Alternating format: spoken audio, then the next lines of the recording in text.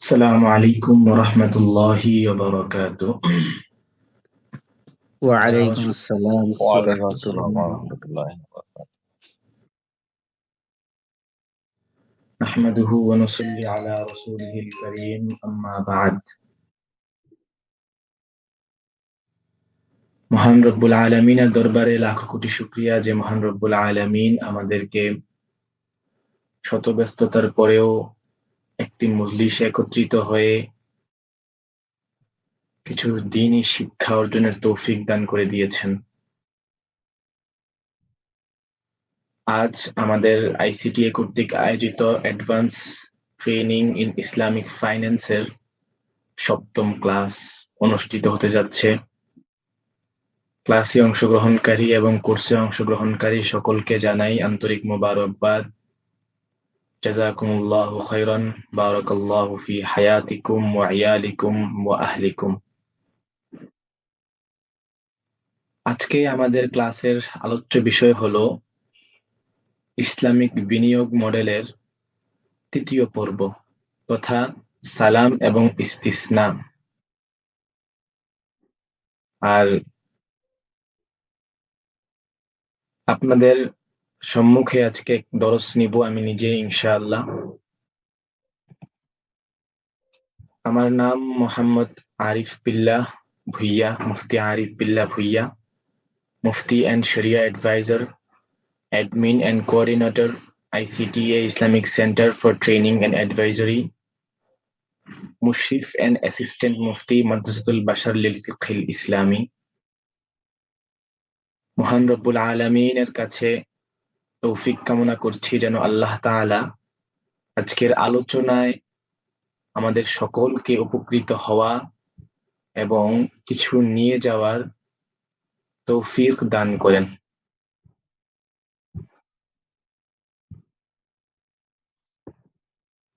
তো আর সময় বিলম্ব না করে আমরা আমাদের মূল আলোচনায় বের হয়ে যাই।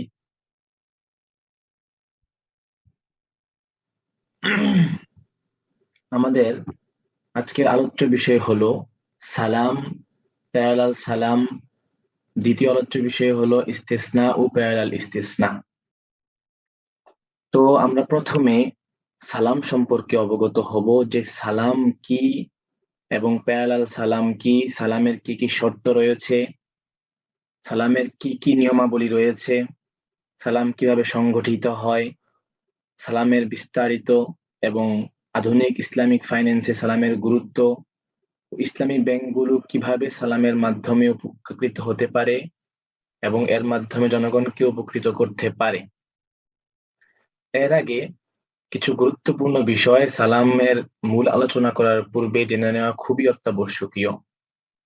আমরা স্লাইডে লক্ষ্য করলে বুঝতে পারবো, দেখতে পারছি যে সালাম চুক্তির পূর্ব কথা, যে সালাম চুক্তি জানার পূর্বে কিছু জিনিস যেগুলো সালাম চুক্তির শর্ত বটে, ওইগুলো জেনে নেওয়া আমাদের জন্য খুবই জরুরি। শরিয়ার দৃষ্টিতে কোনো চুক্তি সঠিক হওয়ার জন্য মৌলিকভাবে 3টি বিষয় পাওয়া যাওয়া শর্ত। ইসলামিক শরিয়া অনুযায়ী, ইসলামিক ল অনুযায়ী যদি যে কোনো চুক্তি হোক, সালাম হোক কিংবা যে কোনো চুক্তি হোক, মুরাবাহা হোক, মুশারাকা হোক, মুজারাবা হোক, যে কোনো চুক্তি হোক, ওই চুক্তিগুলো সংগঠিত হওয়ার জন্য মৌলিকভাবে, সঠিক হওয়ার জন্য মৌলিকভাবে 3টি বিষয় পাওয়া যাওয়া শর্ত। প্রথম বিষয়টা আমরা লক্ষ্য করলে দেখতে পারবো প্রোডাক্ট টু বি এক্সিস্ট, তথা যেই বস্তুটি নিয়ে আমি ক্রয় বিক্রয় করব, লেনদেন করব, ওই বস্তুটি উপস্থিত থাকা, বিদ্যমান থাকা, অস্তিত্বে থাকা। যদি কোনো জিনিস অস্তিত্বেই না থাকে সেক্ষেত্রে আমার লেনদেনটি, আমার চুক্তিটি শুদ্ধ হবে বলে মনে হয় না, শুদ্ধ হবে না। যেমন আমার কাছে একটা আকাশে উড়া পাখি দেখিয়ে বললাম যে আমি এই পাখিটি বিক্রি করছি, এটা আমার কাছে নেই, এটা আকাশে উড়ছে, সেক্ষেত্রে এই ক্রয় বিক্রয় শুদ্ধ হবে না, কারণ এটা আমার কাছে নেই, উপস্থিত নেই। দ্বিতীয় শর্ত হলো বিক্রেতার মালিকানা থাকা, product to be in the seller's ownership. দ্বিতীয় একটি শর্ত হলো শরীয়ত সম্মত যে কোনো ক্রয় বিক্রয় শুদ্ধ হওয়ার জন্য দ্বিতীয় শর্ত হলো যে যেই প্রোডাক্টটা বিক্রেতা বিক্রি করছেন ওই প্রোডাক্টটা, ওই পণ্যটা বিক্রেতার মালিকানায় থাকা। সুতরাং যদি কোনো জিনিস বিক্রেতার মালিকানায় না থাকে, তাহলে উক্ত জিনিস বা ওই পণ্যটা বিক্রি করা বিক্রেতার জন্য কি হবে না, শুদ্ধ হবে না, সঠিক হবে না। যেমন অন্যের মালিকানায় থাকা কোনো একটা জিনিস, কোনো একটা জায়গা, কোনো একটা জমি, কোনো একটা গাড়ি, যেটা অন্যের মালিকানায়, আমার মালিকানায় নেই, আমি এটা বিক্রি করতে পারবো না। তৃতীয় শর্ত হলো, শুধু মালিকানায় থাকলে হবে না, বরং ওই বস্তুটার উপর বিক্রেতার কব্জা থাকা, product to be in the seller's possession. অর্থাৎ আমার মালিকানা আছে কিন্তু আমার কব্জা নেই। যেমন আমার পুকুরে মাছ আছে, আমি পুকুরের মাছের মালিক, কিন্তু পুকুরের মাছগুলো আমার হাতে নেই, বরং এগুলো পানির মধ্যেই এখনো আছে।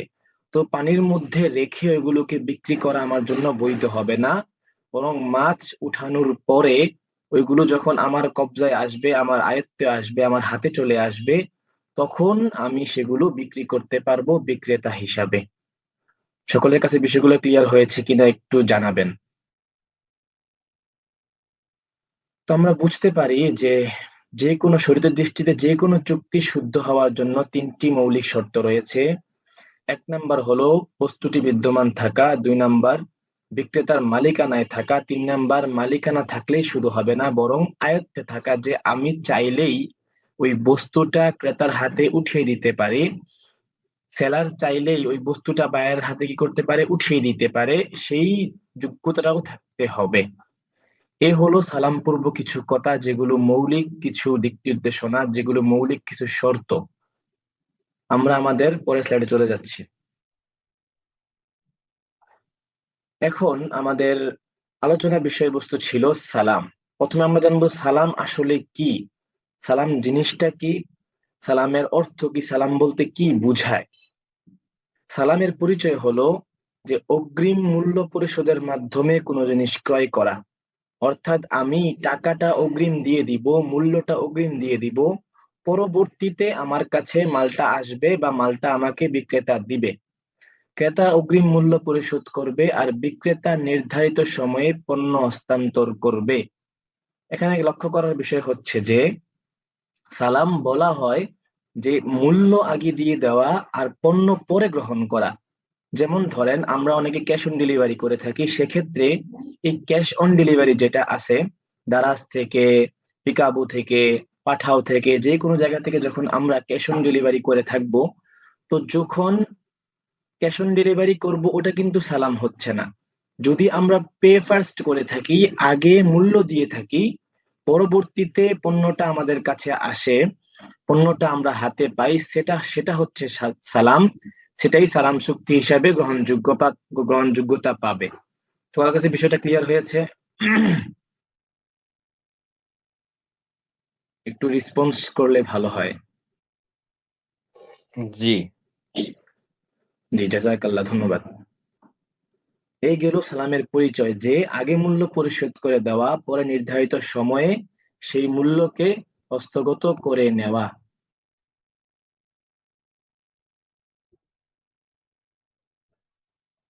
তারপর আমরা পরের স্লাইডের দিকে এগিয়ে যাই। পরের স্লাইড হচ্ছে সালাম চুক্তি বা বাইউল মাফাসিল। সালাম মাফালিস, সালাম চুক্তির অপর নাম হচ্ছে বাইয়ে মাফালিস বা মাফাসিল। এখানে কিছু বিষয় লক্ষ্য রাখতে হবে, যেগুলো হলো যে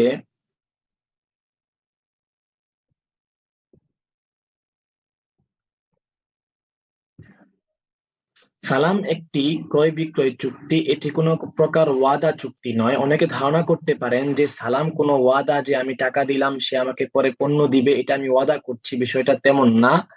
বিষয়টা হলো সালাম কোনো ওয়াদা চুক্তি নয়।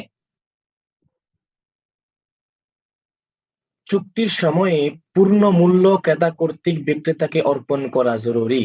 আমি পূর্বেই বলেছিলাম যে যখন সালাম চুক্তি করা হবে, যখন আপনি অর্ডার করবেন, তখনই আপনাকে পূর্ণ মূল্য দিয়ে দিতেই হবে। পূর্ণ মূল্য দিয়ে দিলেই এটা সালাম বলে গণ্য হবে। যদি আপনি পূর্ণ মূল্য না দেন, মূল্য পরিশোধ না করেন, তখন সেটা সালামের আওতাধীন হবে না, সালাম হিসাবে গণ্য হবে না।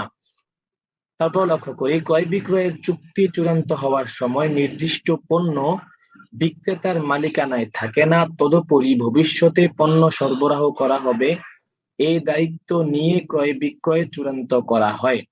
এটাও সালামের একটা পরিচিতির মতোই যে সালাম চুক্তিটা মূলত তৎক্ষণাৎ লেনদেনের মাধ্যমে হয় না, তথা এক পক্ষ মূল্য পরিশোধ করলেও অপর পক্ষ পণ্য দিতে তখন বাধ্য থাকিবে না। সালাম পদ্ধতির মধ্যে সালামের মেইন কনসেপ্টটি হলো যে যদিও হাতে পণ্যটা না থাকে, পণ্যটা যদি অস্তিত্বে থাকে, হাতে না থাকলেও ওটার মধ্যে সালাম চুক্তি করা সম্ভব। যেমন ধরেন আপনি বিএফসি ধরেন, কেএফসি ধরেন, সেখানের মধ্যে আপনি অগ্রিম পে ফার্স্ট করে আপনাকে যে টোকেন দেওয়া হয় ওটা নিয়ে আপনার টেবিলে বসতে হয়। তো সেখানে মূলত পণ্যটা আপনার হাতে নেই, দোকানদারেরও হাতে নেই, কিন্তু পণ্য বানিয়ে সে আপনাকে দিচ্ছে, পণ্যটা সে আপনাকে দিবে। সেক্ষেত্রে সালাম হলো যে আপনি অগ্রিম টাকা দিয়ে দিয়েছেন, পরবর্তীতে পণ্যটা পাবেন। বোঝা গেল যে যদিও পণ্যটা হাতে না থাকে, মালিকানাও না থাকে, কিন্তু পরবর্তীতে যখন সে আপনাকে পৌঁছে দিবে এই অঙ্গীকারবদ্ধ সে হয়, সুতরাং এর মাধ্যমেই সালাম পরিপূর্ণ হয়ে যাবে। এটাই সালামের মেইন কনসেপ্ট। আর তারপর বিষয় লক্ষ্য করি, পণ্য সুনির্দিষ্ট করা হয় না, তবে গুণাগুণ বর্ণনা করার মাধ্যমে অজ্ঞতা যতদূর সম্ভব দূর করা হয়। সালামের যে বিষয়টা হলো লক্ষ্য করতে হবে যে আপনি যে পণ্যের উপর সালামটা করবেন এটা যেন কোনো নির্দিষ্ট পণ্য না হয়। কোনো নির্দিষ্ট পণ্যের উপর সালাম হয় না। যেমন আপনি ফেসবুকে আপনি কোনো অ্যাড রান করলেন, অ্যাড চালালেন, অথবা ফেসবুকে কোনো প্রোডাক্ট আপনি শো করলেন যে আমি এটা বিক্রি করব। এখন আপনার এখানে লেখা ছিল যে অগ্রিম পেমেন্ট করেই আপনি ওই পণ্যটা নিতে হবে। যদি কেউ অগ্রিম মূল্য পরিশোধ করে ওই পণ্যটা নিতে চায়, তাহলে এর উদ্দেশ্য এটা নয় যে আপনি হুবহু যেই পণ্যটার ছবি উঠিয়ে কিংবা যেই পণ্যটার মাধ্যমে আপনি পোস্টার বানিয়ে ফেসবুকে শো করেছেন হুবহু ওই পণ্যটাই দিতে হবে, বিষয়টা তা নয়। বরং সালামের উদ্দেশ্য হলো যে আমি যেই পণ্যটার লেনদেনের বিষয়ে তোমার সাথে আলাপ করছি, যেই পণ্যটা আমাদের মাঝে লেনদেন হবে, ওই পণ্যটা যেন গুণাগুণের দিক থেকে যেটা তুমি আমাকে দেখাচ্ছ বা যেটার কথা বলছো ওটার মতোই হয়। সুনির্দিষ্ট কোনো জিনিসের উপর সালাম হয় না, বরং গুণাগুণ এবং তার অন্যান্য যে আকার, পরিমাণ বর্ণনা করার মাধ্যমে তার যে অবস্থা বর্ণনা করা হয় ওটার উপরেই সালাম হয়। সুনির্দিষ্ট কোনো পণ্যের উপর সালাম হয় না। তারপর স্লাইডে আমরা চলে যাই। তারপরে স্লাইড হলো সালামের প্রয়োগ ক্ষেত্র। বর্তমানে এখন লক্ষ্য করি যে সালামের মেইন কনসেপ্ট হলো যে আগে টাকা দিব, পরে মূল্য নিব। এখন আগে মূল্য দিব, পরে প্রোডাক্ট নিব, পরে পণ্য নিব। এখন যেহেতু সালাম কোনো নির্দিষ্ট পণ্যের উপর হয় না, তাহলে সালাম কোন কোন ক্ষেত্রে হতে পারে, এখন এটা হচ্ছে মেইন কথা। তো সালামের প্রয়োগ ক্ষেত্রে হলো সালাম চুক্তি একটি ব্যাপক চুক্তি। এটি প্রাকৃতিক দ্রব্য, কারখানায় তৈরি দ্রব্য সবকিছুতেই হতে পারে। যেমন প্রাকৃতিক দ্রব্য, যেমন আপনি রাজশাহীতে কোনো আমের আড়তদার যিনারা আছেন বা আমের বাগানওয়ালা যিনারা আছেন, ওনাদেরকে আপনি বললেন যে আমাকে আগামী সিজনে তুমি অমুক আমের এত ক্যারেট দিতে হবে, এই নো অ্যাডভান্স। তো অ্যাডভান্স পেমেন্ট করার পরে যখন আপনি আমের গুণাগুণ এবং আমের নাম বর্ণনা করে দিয়ে আসলেন এবং বিক্রেতা গ্রহণ করে নিল, এটা হলো সালাম চুক্তি। এইগুলো প্রাকৃতিক জিনিসের উপর সালাম চুক্তি কিভাবে হয়। এখন আসি কারখানায় কিভাবে সালাম চুক্তি হতে পারে, কারখানা তৈরি জিনিসের উপর কিভাবে সালাম চুক্তি হতে পারে।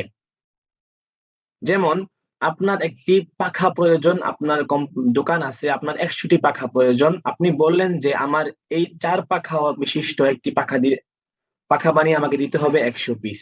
আপনি অগ্রিম পেমেন্ট করে আসলেন, আপনি টাকা দিলেন, তাহলে এটা হবে সালাম চুক্তি। তবে এসব ক্ষেত্রে খেয়াল রাখতে হবে দ্রব্যগুলো পরস্পরের যেন উল্লেখযোগ্য তফাৎ না হয়। যেমন ডিম ইত্যাদি, তারপরে হচ্ছে আম, যেটা বললাম পাখা। মানে যেই পণ্যগুলোর উপরে আপনি সালাম চুক্তি করবেন, যেই পণ্যগুলোর উপরে আপনি অ্যাডভান্স পেমেন্ট করে পণ্যগুলো নিবেন, ওই পণ্যগুলোর মধ্যে যেন এই পরিমাণ তফাৎ না থাকে যেগুলো উল্লেখযোগ্য। যেমন ধরেন, আপনার দেওয়ার কথা ছিল আম, ফজলি আমের কথাই আমরা ধরি, আপনার ফজলি আমের জায়গায় আপনাকে সে দিয়ে দিয়েছে রূপালী আম, তাহলে এই সালাম চুক্তি গ্রহণযোগ্য না, এটা সালাম চুক্তির আওতাভুক্ত হবে না। তেমনি ভাবে আপনার কথা ছিল যে আপনাকে 4 পাখা বিশিষ্ট পাখা বানিয়ে দিতে হবে, যেটা 4টা ডানা আছে এমন পাখা বানিয়ে দিতে হবে, কিন্তু সে আপনাকে বানিয়ে দিল 3 ডানা বিশিষ্ট পাখা, তাহলে সেক্ষেত্রেও সালাম চুক্তি সম্পূর্ণ হবে না, পরিপূর্ণ হবে না। সুতরাং বোঝা গেল যে সালাম চুক্তি এমন জিনিসের মধ্যেই করতে হবে যেগুলোর মধ্যে উল্লেখযোগ্য কোনো পার্থক্য থাকে না। যেমন ডিম ছোট হয় বড় হয়, কিন্তু ডিম সবগুলোর মান এবং সবগুলোর গুণগত দিক একই থাকে। সুতরাং প্রাণী, পশু এসবে সালাম চুক্তি প্রয়োগ হবে না। যেমন আপনি অগ্রিম টাকা দিয়ে 10টা গরুর কথা বললেন যে আমাকে 10টা গরু পাঠিয়ে দিও, এখন এসব ক্ষেত্রে সালাম চুক্তি প্রযোজ্য হবে না। কারণ কি? কারণ হচ্ছে জেনেটিক্যালি সব গরু এক সমান হয় না। কিছু গরুর ওজন দেখা যায় যে অনেক বড় হতে পারে, ছোট হতে পারে, কিংবা কিছু গরু দেখা যায় মোটা তাজা হতে পারে, আবার কিছু গরু দেখা যায় শুকনা হতে পারে। সুতরাং যেহেতু এগুলোর পশু পাখির মধ্যে উল্লেখযোগ্য তফাৎ পাওয়া যাওয়ার সম্ভাবনা থাকে, সেক্ষেত্রে আমাদের এই ব্যাপারে সালাম চুক্তি সংগঠিত হবে না। এই গেল সালামের প্রয়োগ ক্ষেত্র। এখন হচ্ছে সালামের কিছু নির্দেশনাবলী রয়েছে এবং কিছু শর্তাবলী রয়েছে যেগুলো সালামের জন্য প্রয়োজনীয় এবং মানতে হবে। 1 নাম্বার, পণ্য এমন স্থানের সাথে সুনির্দিষ্ট হওয়া যাবে না যা চিহ্নিত হওয়ার সম্ভাবনা, যা নিশ্চিহ্ন হয়ে যাওয়ার সম্ভাবনা আছে। তথা আপনি যদি কারোর সাথে সালাম চুক্তি করতে যান, তাহলে আপনি চুক্তির মধ্যে এমনটাই বলতে পারবেন না যে আমার এই বাগানের এই গাছের ফলটাই লাগবে, এমনটা বলা যাবে না। কেননা গাছ নষ্ট হয়ে যেতে পারে, কিংবা গাছের মধ্যে ফল নাও আসতে পারে, অথবা এই বাগানে এই বছর ফল আসলো না নাও হতে পারে। সুতরাং কোন সুনির্দিষ্ট স্থানের দিকে পণ্যকে নিসবত করা যাবে না, পণ্যকে বলা যাবে না যে আমার অমুক গাছের ফলটাই লাগবে। কারণ কি? কারণ হচ্ছে যে ওই সম্ভাবনাটা থাকতে পারে যে ওই গাছটা এবছর ফলে দিল না, কিংবা যেই পণ্যটা আপনি চাচ্ছেন নির্দিষ্ট কোনো কোম্পানি, ওই কোম্পানি ওই বছর ওই পণ্যটা আপনাকে চালান দিতেই পারলো না, সেক্ষেত্রে আপনার সালাম শুদ্ধ হবে না।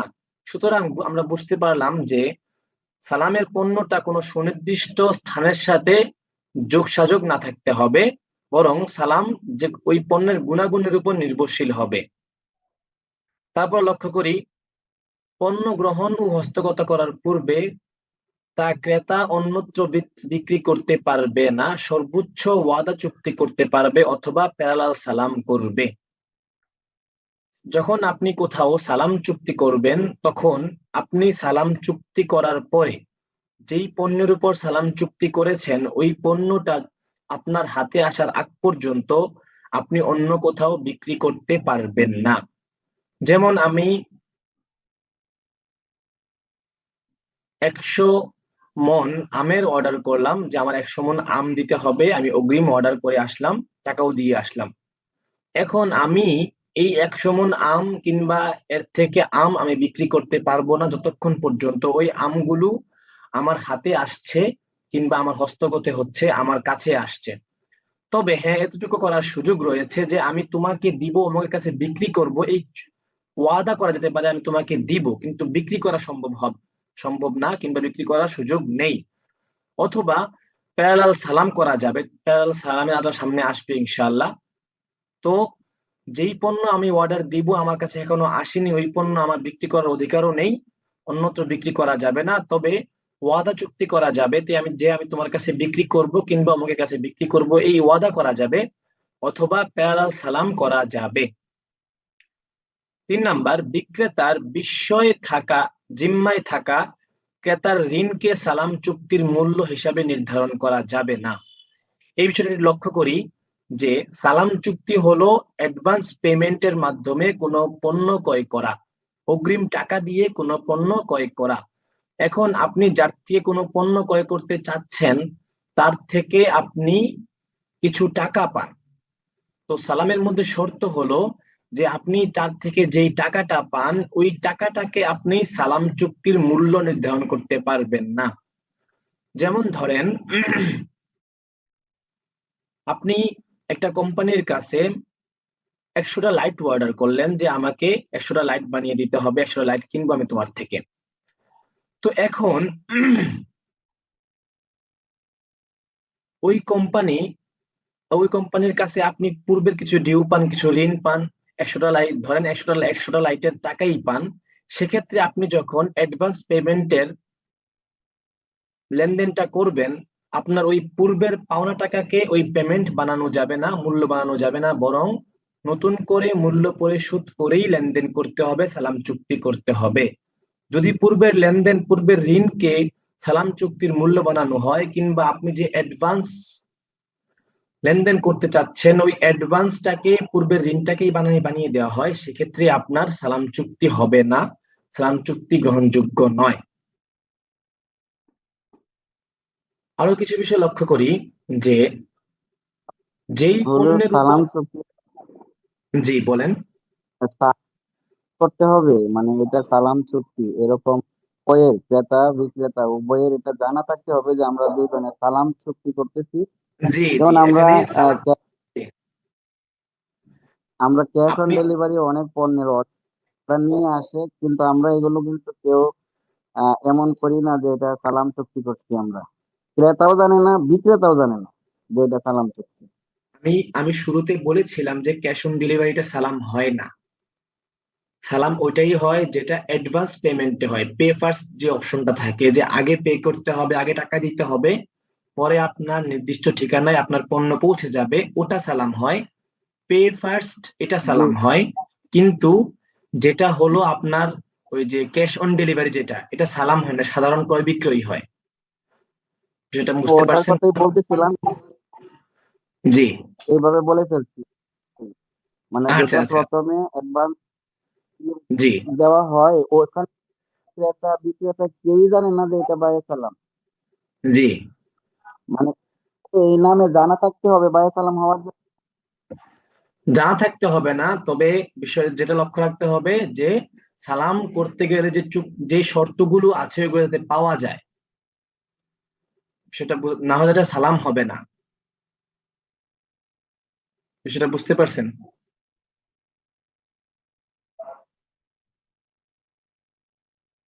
হুম, আচ্ছা, ধন্যবাদ, জাযাকাল্লাহ। তারপর সামনের দিকে আগাই।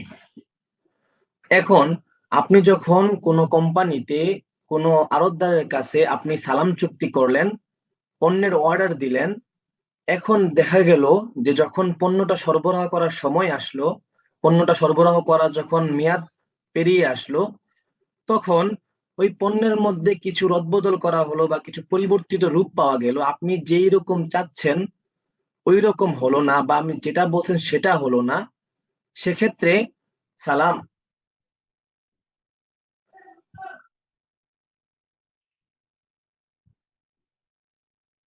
সাউন্ড কি কম যাচ্ছে আপনার কাছে? আমি তো সাউন্ড ফুল বাড়িয়ে দেওয়া। সাউন্ড সবাই ঠিকমতো শুনতে পাচ্ছেন? জি, এখানে তো ঠিক সাউন্ড আছে। ড্রপ করে মাঝে মাঝে। ও আচ্ছা আচ্ছা আচ্ছা। সাউন্ড সবাই শুনতে পাচ্ছেন তাহলে? আচ্ছা, সামনের দিকে আগাই। এখন চুক্তিতে যে পণ্যের আলোচনা করা হয়েছিল মেয়াদান্তে সেটাই অর্পণ ও গ্রহণ করতে হবে, পরিবর্তন বৈধ নয়।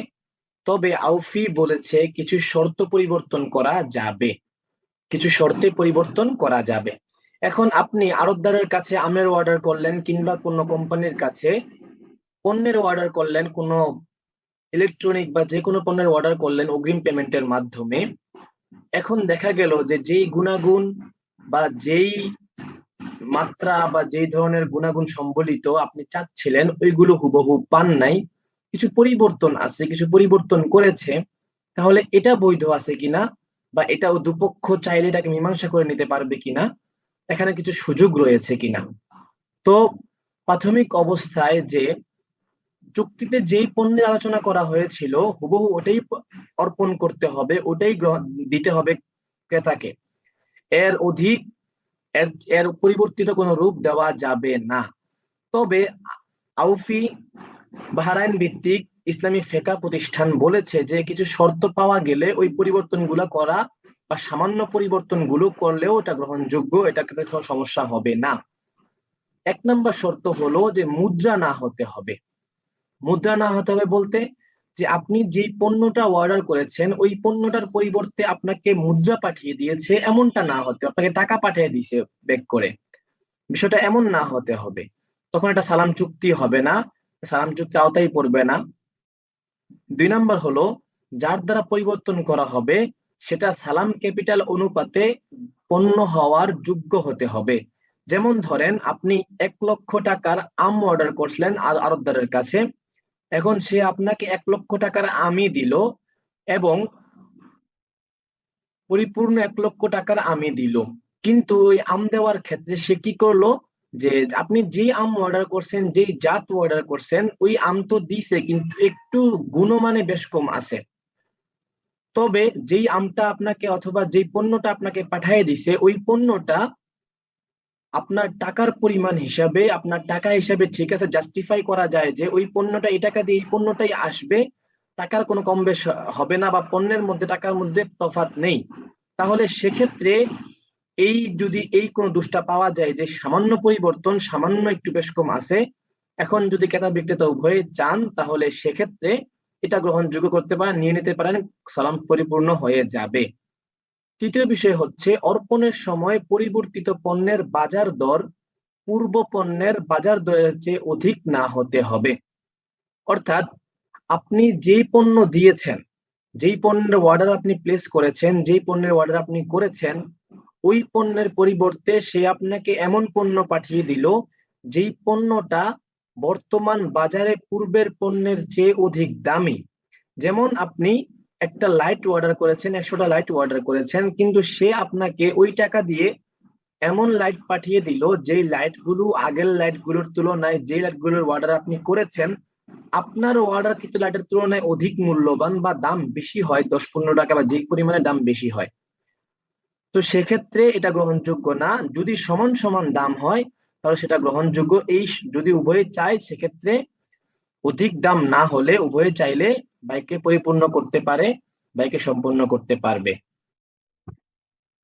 তারপরে প্রচলিত উদাহরণ যেটা আমরা শুরু থেকেই বলে আসছিলাম, যেমন আম বাগানের ব্যবসায়ী হতে আম অর্ডার করা, আম অগ্রিম পেমেন্ট করে আম নিয়ে নেওয়া, এই গেল সালামের উদাহরণ।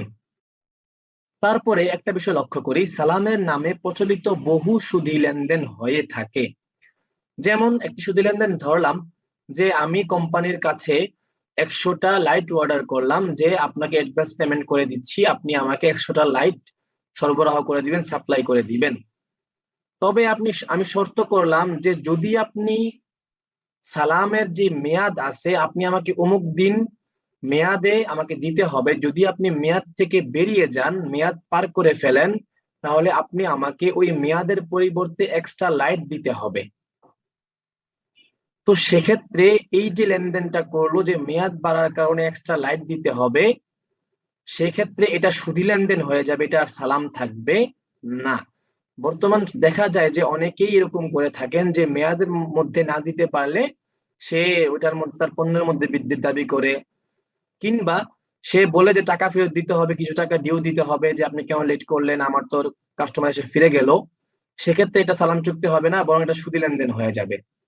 আরেকটা লেনদেন দেখতে পারি আমরা, একটা মেসাল দৃষ্টান্ত দেখতে পারি যে অনেকে কি করে অগ্রিম পেমেন্ট হিসাবে দেয়। অর্থাৎ আমার 1 লক্ষ টাকা ঋণের প্রয়োজন, তো ঋণের প্রয়োজন, ঋণ তো এখন তো সমাজে সুদের ভরমার, সুদ একদম অহরহ সমাজে দেখা যাচ্ছে। তো এখন উনি হচ্ছেন একটু ভদ্র মানুষ, মসজিদের সভাপতি মানুষ, উনি ঋণ খেতে মানে সুদ তো খেতে পারবেন না। তো উনি কি করলেন যে উনি যে তোমার কাছে তো দুধ আছে, গরুর দুধ বিক্রি করো, তুমি তুমি আমাকে 10 লিটার দুধ দিও, তুমি আমার কাছ থেকে এই টাকাটা নিয়ে যাও। পরবর্তীতে যখন দুধ দেওয়ার সময় আসলো তখন সে দুধ না নিয়ে টাকা নিয়ে নিল, বাড়তি টাকা নিয়ে নিল।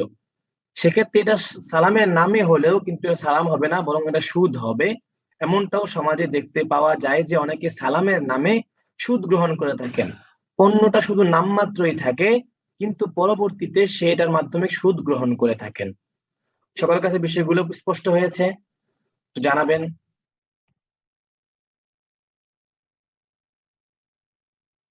উস্তাদ আমি রেসপন্স শেষের করবেন। উদাহরণটা বুঝতে পারিনি। জি, শেষের উদাহরণ ছিল যে সালামের নামে বহু প্রচলিত সুদী লেনদেন হয়ে থাকে। নাম থাকে সালামের, কিন্তু লেনদেন হয়ে থাকে সুদী লেনদেন। যেমন সাধারণ একটা দৃষ্টান্ত দিয়ে থাকি যে আমি সালামের মধ্যে কিন্তু পণ্য সরবরাহের দিন নির্ধারণ করা আবশ্যক। পূর্বে বলেছিলাম, আপনারা হয়তো খেয়াল করেছেন কিনা বলতে পারবো না, যে সালামের মধ্যে যেই পণ্যটা আমি অমুক দিন দিব এমন একটা সময় নির্ধারণ করা আবশ্যক। সালামের মধ্যে সময় নির্ধারণ করতে হয়, না হয় সালাম চুক্তি হয় না। তো আপনার সাপ্লাই ডেট ছিল আজকে হলো ফেব্রুয়ারি 28 তারিখ। আমি আজকে অর্ডার প্লেস করলাম 100টা লাইটের, সাপ্লাই দিবে হচ্ছে সে মার্চের 30 তারিখে। এখন দেখা গেল মার্চের 30 তারিখ না গিয়ে সে সাপ্লাইটা করতে করতে এপ্রিলের 5 তারিখ হয়ে গেল, বা এপ্রিলের 2-3 তারিখ হয়ে গেল, মানে 1-2 দিন লেট হয়ে গেল। এখন এই লেট হওয়ার বিনিময়ে, যে 2-3 দিন লেট হয়েছে, আমি এর বিনিময়ে কোন ধরনের জরিমানা তার কাছে চাইতে পারবো না। যদি কোনো ধরনের লেট হওয়ার বিপরীতে জরিমানা চাই বা আমি জরিমানা নেই, তাহলে এটা আর সালাম চুক্তি থাকবে না, বরং এটা সুদ হয়ে যাবে। এমন অনেক কিছুই দেখা যায় যে এটা সুদ হয়ে যায়। যেটা বুঝতে পারছেন? জি ওস্তাদ, বুঝতে পারছি। আচ্ছা, জাযাকাল্লাহ। তার সামনে আমরা আগাই। এই গেল তাহলে সালামের। জি, বলেন। তাহলে এই ক্ষেত্রে যে ক্রেতার তার যে আর্থিক লস হলো, এটা আবার তো আর কোনো ইস্যু আছে না। আপনার হলে দেখা যাচ্ছে যে সে নিজে ইচ্ছাকৃত ভাবে ডিলে করলো জি, ডিলিভারি করতে এই ক্ষেত্রে। আমি আপনার কথা বুঝতে পারি, কথা কেটে কেটে আসছে আপনার।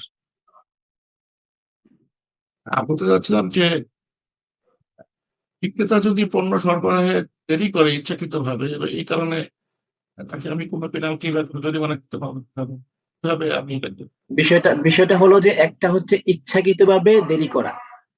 যে ইচ্ছাকৃতভাবে দেরি করলে সেক্ষেত্রে সে ওই পণ্যের বিলম্ব হওয়ার কারণে আপনি করতে পারবেন, আপনি প্রশ্নবিদ্ধ করতে পারবেন যে কেন দেরি করেছো। ইচ্ছাকৃত দেরি করা এক বিষয়, আর একটা হচ্ছে দেরি হয়ে যাওয়া। দেরি হয়ে যাওয়ার ক্ষেত্রে সেক্ষেত্রে কোনো ধরনের করা যাবে না। কিন্তু যদি সে স্বইচ্ছাই দেরি করে, আপনার পণ্য আস্তে আস্তে লেট করে ফেলে, তাও যেহেতু আপনি সালাম চুক্তি অগ্রিম সিদ্ধান্ত হয়ে গেছে, তাহলেও সেক্ষেত্রে সর্বোচ্চ আপনি তাকে আইনত ব্যবস্থা নিতে পারবেন, কিন্তু কোনো ধরনের জরিমানা আপনি করতে পারবেন না যে তুমি জরিমানা দিতে হবে আমাকে, জরিমানা করতে পারবেন না। কিন্তু সর্বোচ্চ তাকে নোটিশ বা ব্যবস্থা নিতে পারবেন, আইনত ব্যবস্থা যেটাকে বলা হয়। বুঝতে পারছেন? আইনগত দিক দিয়ে যেতে হবে। তা আমি জি, জি। এই কারণে যদি দেরি হোক না কেন আমি তাকে চার্জ করতে পারবো। আপনি যদি আপনার নির্দিষ্ট, যেহেতু সালামের চুক্তিতে শুরুতেই আপনার দিন নির্ধারিত হয়ে গেছে, এখন যদি সে আপনাকে নির্ধারিত দিনের মধ্যে আপনাকে সেই পণ্যটা সে না দিতে পারে, তাহলে সেক্ষেত্রে আপনি চাইলে আইনত ব্যবস্থা নিয়ে সালাম চুক্তি বাতিল করতে পারেন, সমস্যা নেই। কিন্তু আপনি নিজে নিজে এটা করতে পারবেন না, আপনাকে অন্য আইনের সাহায্য নিতে হবে। আর চুক্তি বাতিল করলে সে তো দেখা যাচ্ছে যে টাকা ফেরত নিতে পারে। জি, জি, জি, ফেরত, টাকা ফেরত তাই তো? নিয়ে নিবেন। জি, সেক্ষেত্রে সে টাকা যদি ফেরত না দেয়, সেক্ষেত্রে আমি আইন ব্যবস্থা এই নেবো। আর যদি এই জন্য তো বলে দিলাম যে আইনত ব্যবস্থা নিতে হবে আপনাকে। এবং সালামের নিয়ম হলো এটা, যে সে যদি আপনার ওয়াদা অনুযায়ী, আপনার চাওয়া অনুযায়ী, আপনার কামনা অনুযায়ী সে আপনার পণ্যকে সরবরাহ না করে, তাহলে সে পণ্যকে আপনাকে ফিরে দিতে বাধ্য থাকবে। এটাই সালাম, এটাই নিয়ম, শরীয়তের নিয়ম এটা। যদি সে আপনার চাহিদা অনুযায়ী পণ্য না দিতে পারে, কিংবা আপনার যখন প্রয়োজন ছিল তখন সে না দিতে পারে, সে এটা ফিরে দিতে বাধ্য থাকবে। আশা করি বুঝতে পেরেছেন।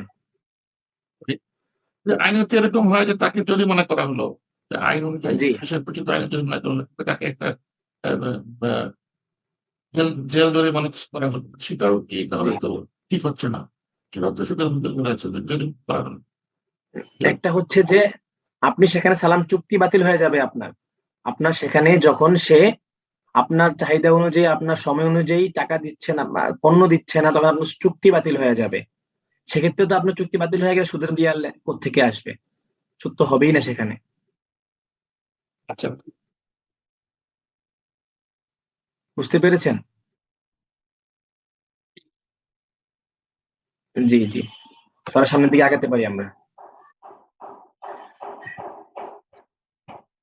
আচ্ছা, এই গেল সালামের আলোচনা। এখন আরেকটা কথা মাঝখান দিয়ে ছিল যে প্যারালাল সালাম, প্যারালাল সালাম কাকে বলে? তো প্যারালাল সালাম আমরা শীটের স্লাইডের দিকে না তাকিয়ে একটু আমার কথা লক্ষ্য করেন যে প্যারালাল সালাম হলো যে আপনি আপনার 100টা লাইট প্রয়োজন বা 100 কেজি আমের প্রয়োজন, আপনি সেই প্রয়োজন পূরণার্থে আপনি একজনকে অর্ডার করলেন যে আপনি আমাকে 100 কেজি আম দিবেন। আপনি চুক্তি করলেন ওর সাথে যে তুমি আমাকে 100 কেজি আম দিবে, আমি তোমাকে অগ্রিম টাকা দিয়েছি, অ্যাডভান্স পেমেন্ট করে দিলেন। এই চুক্তি হওয়ার পরে অপরজনের সাথে আপনি চুক্তি করলেন যে তুমি আমাকে অ্যাডভান্স পেমেন্ট করে দাও, আমি তোমাকে 100 কেজি আম দিব। এই যে দুই পাক্ষিক চুক্তি হলো, প্রথমে আপনি চুক্তি করলেন আড়তদারের সাথে যে তুমি আমাকে 100 কেজি আম দিবা, আমি তোমাকে অ্যাডভান্স পেমেন্ট করে দিলাম। পরবর্তীতে যখন আপনার সাথে আপনি অন্যজনের সাথে চুক্তি করলেন যে তুমি আমাকে 100 কেজি আমের টাকা দিয়ে দাও, আমি তোমাকে 100 কেজি আম দিব। এই যে একটা সার্কেল তৈরি, একটা সাইকেল তৈরি হলো, এটাই হচ্ছে প্যারালাল সালাম।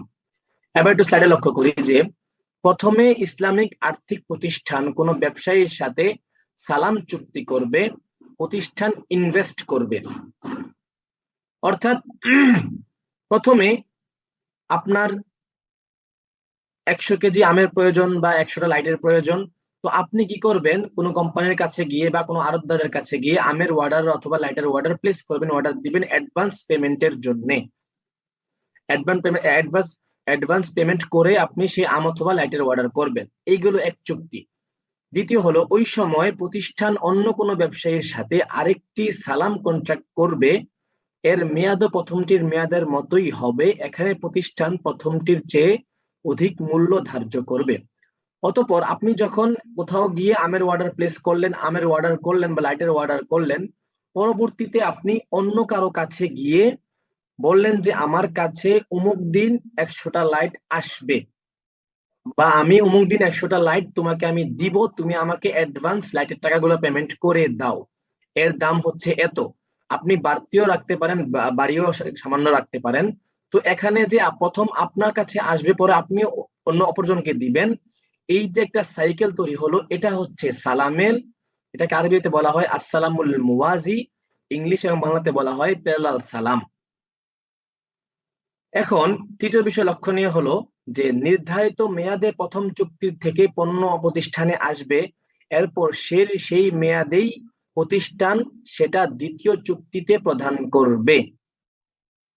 তো উভয় চুক্তির মূল্যের মার্জিনটা প্রতিষ্ঠানের প্রফিট বলে বিবেচিত হবে। তথা আমি যে মিডলম্যান থাকলাম, যেটা আমাদের সহজ ভাষায় বলতে যেটা বোঝা যায় যে আপনি ধরেন ডিলার বলি, আমরা ডিলার বুঝি, যে যারা ডিলার থাকেন, যেমন গ্যাসের ডিলার, বিভিন্ন খাবারের ডিলার, চালের ডিলার, যারা ডিলার থাকেন তারা মূলত কি করেন, তারা অ্যাডভান্স পেমেন্ট করে অনেক সময় গ্যাস নিয়ে আসেন। তো ডিলার যারা খুচরা ব্যবসায়ী আছে তাদের থেকেও অ্যাডভান্স পেমেন্ট নিয়ে তাকে এটা বলতে পারবেন যে যখন আমার অ্যাডভান্স পেমেন্টের যেটা আমি করে দিয়ে রাখছি কোম্পানির কাছে, ওই গ্যাসটা যখন আসবে তখন আমি তোমাকে গ্যাস দিব, এমনটাও হতে পারে। এটা হচ্ছে প্যারালাল সালাম। এই উভয় চুক্তির মাঝে যদি ডিলার চায় সে একটা নির্দিষ্ট পরিমাণ বা সে লাভও করতে পারে, যেটা লাভ করবে এটা তার মার্জিন এবং এটা তার প্রফিট বলেই গণ্য হবে। তবে এই গেল প্যারালাল সালামের পরিচয়। সকলে বুঝতে পেরেছি প্যারালাল সালাম কাকে বলে?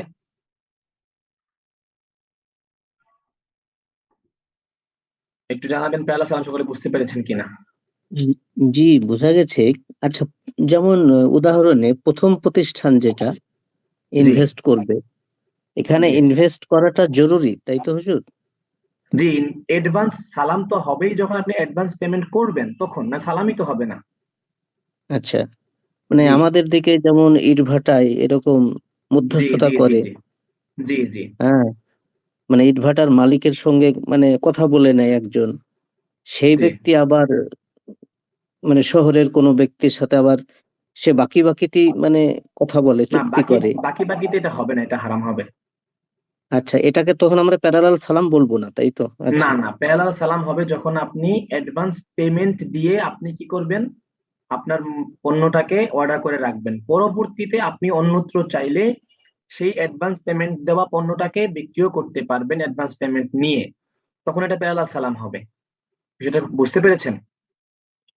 জি বুঝলাম। জি ওই হুজুর আমি আচ্ছা, অ্যাডভান্স পেমেন্ট কেন করব? জি যদি আপনি অ্যাডভান্স পেমেন্টটা কেন করতে হবে? যেহেতু আপনি সালাম চুক্তি করেছেন, আপনি মাল আর অর্ডার করেছেন, সেক্ষেত্রে আপনাকে অ্যাডভান্স পেমেন্ট করতে হবে, না সালাম চুক্তি এটা হবে না। সালাম চুক্তি বলে সেটা না, গণ্য আমি হবে না। মাল মাল মাল আছে, আমি নিয়ে আসবো সরাসরি যদি আড়তে থাকে, হ্যাঁ তার হ্যাঁ ওই ওটা জায়গায় ঠিক থাকে আছে, আমি হ্যাঁ নিয়ে আসবো।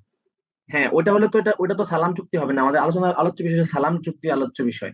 ওটা সাধারণ ক্রয় বিক্রয় হবে যে কথা তো আড়তে মাল এইটা, আছে। যেমন জি যেমন আমি আরেকটা পেয়েছি, যেমন ওই যে ফসলের যে ইয়েগুলো আছে, জি জি চুক্তিগুলো, জি যেমন ফসল জি উৎপাদন করবে, অ্যাডভান্স পেমেন্ট দিয়ে রাখে, তার কাছে টাকা পয়সা নেই, এই জন্য টাকা অ্যাডভান্স হ্যাঁ দিয়ে হ্যাঁ রাখে, এবং জি ফসল জি উৎপাদনের পরে যখন ফসল ওঠে তখন তাকে এই ফসলটা তাকে হ্যাঁ ই হ্যাঁ করে হ্যাঁ আর কি, জি ডেলিভারি জি দেয়।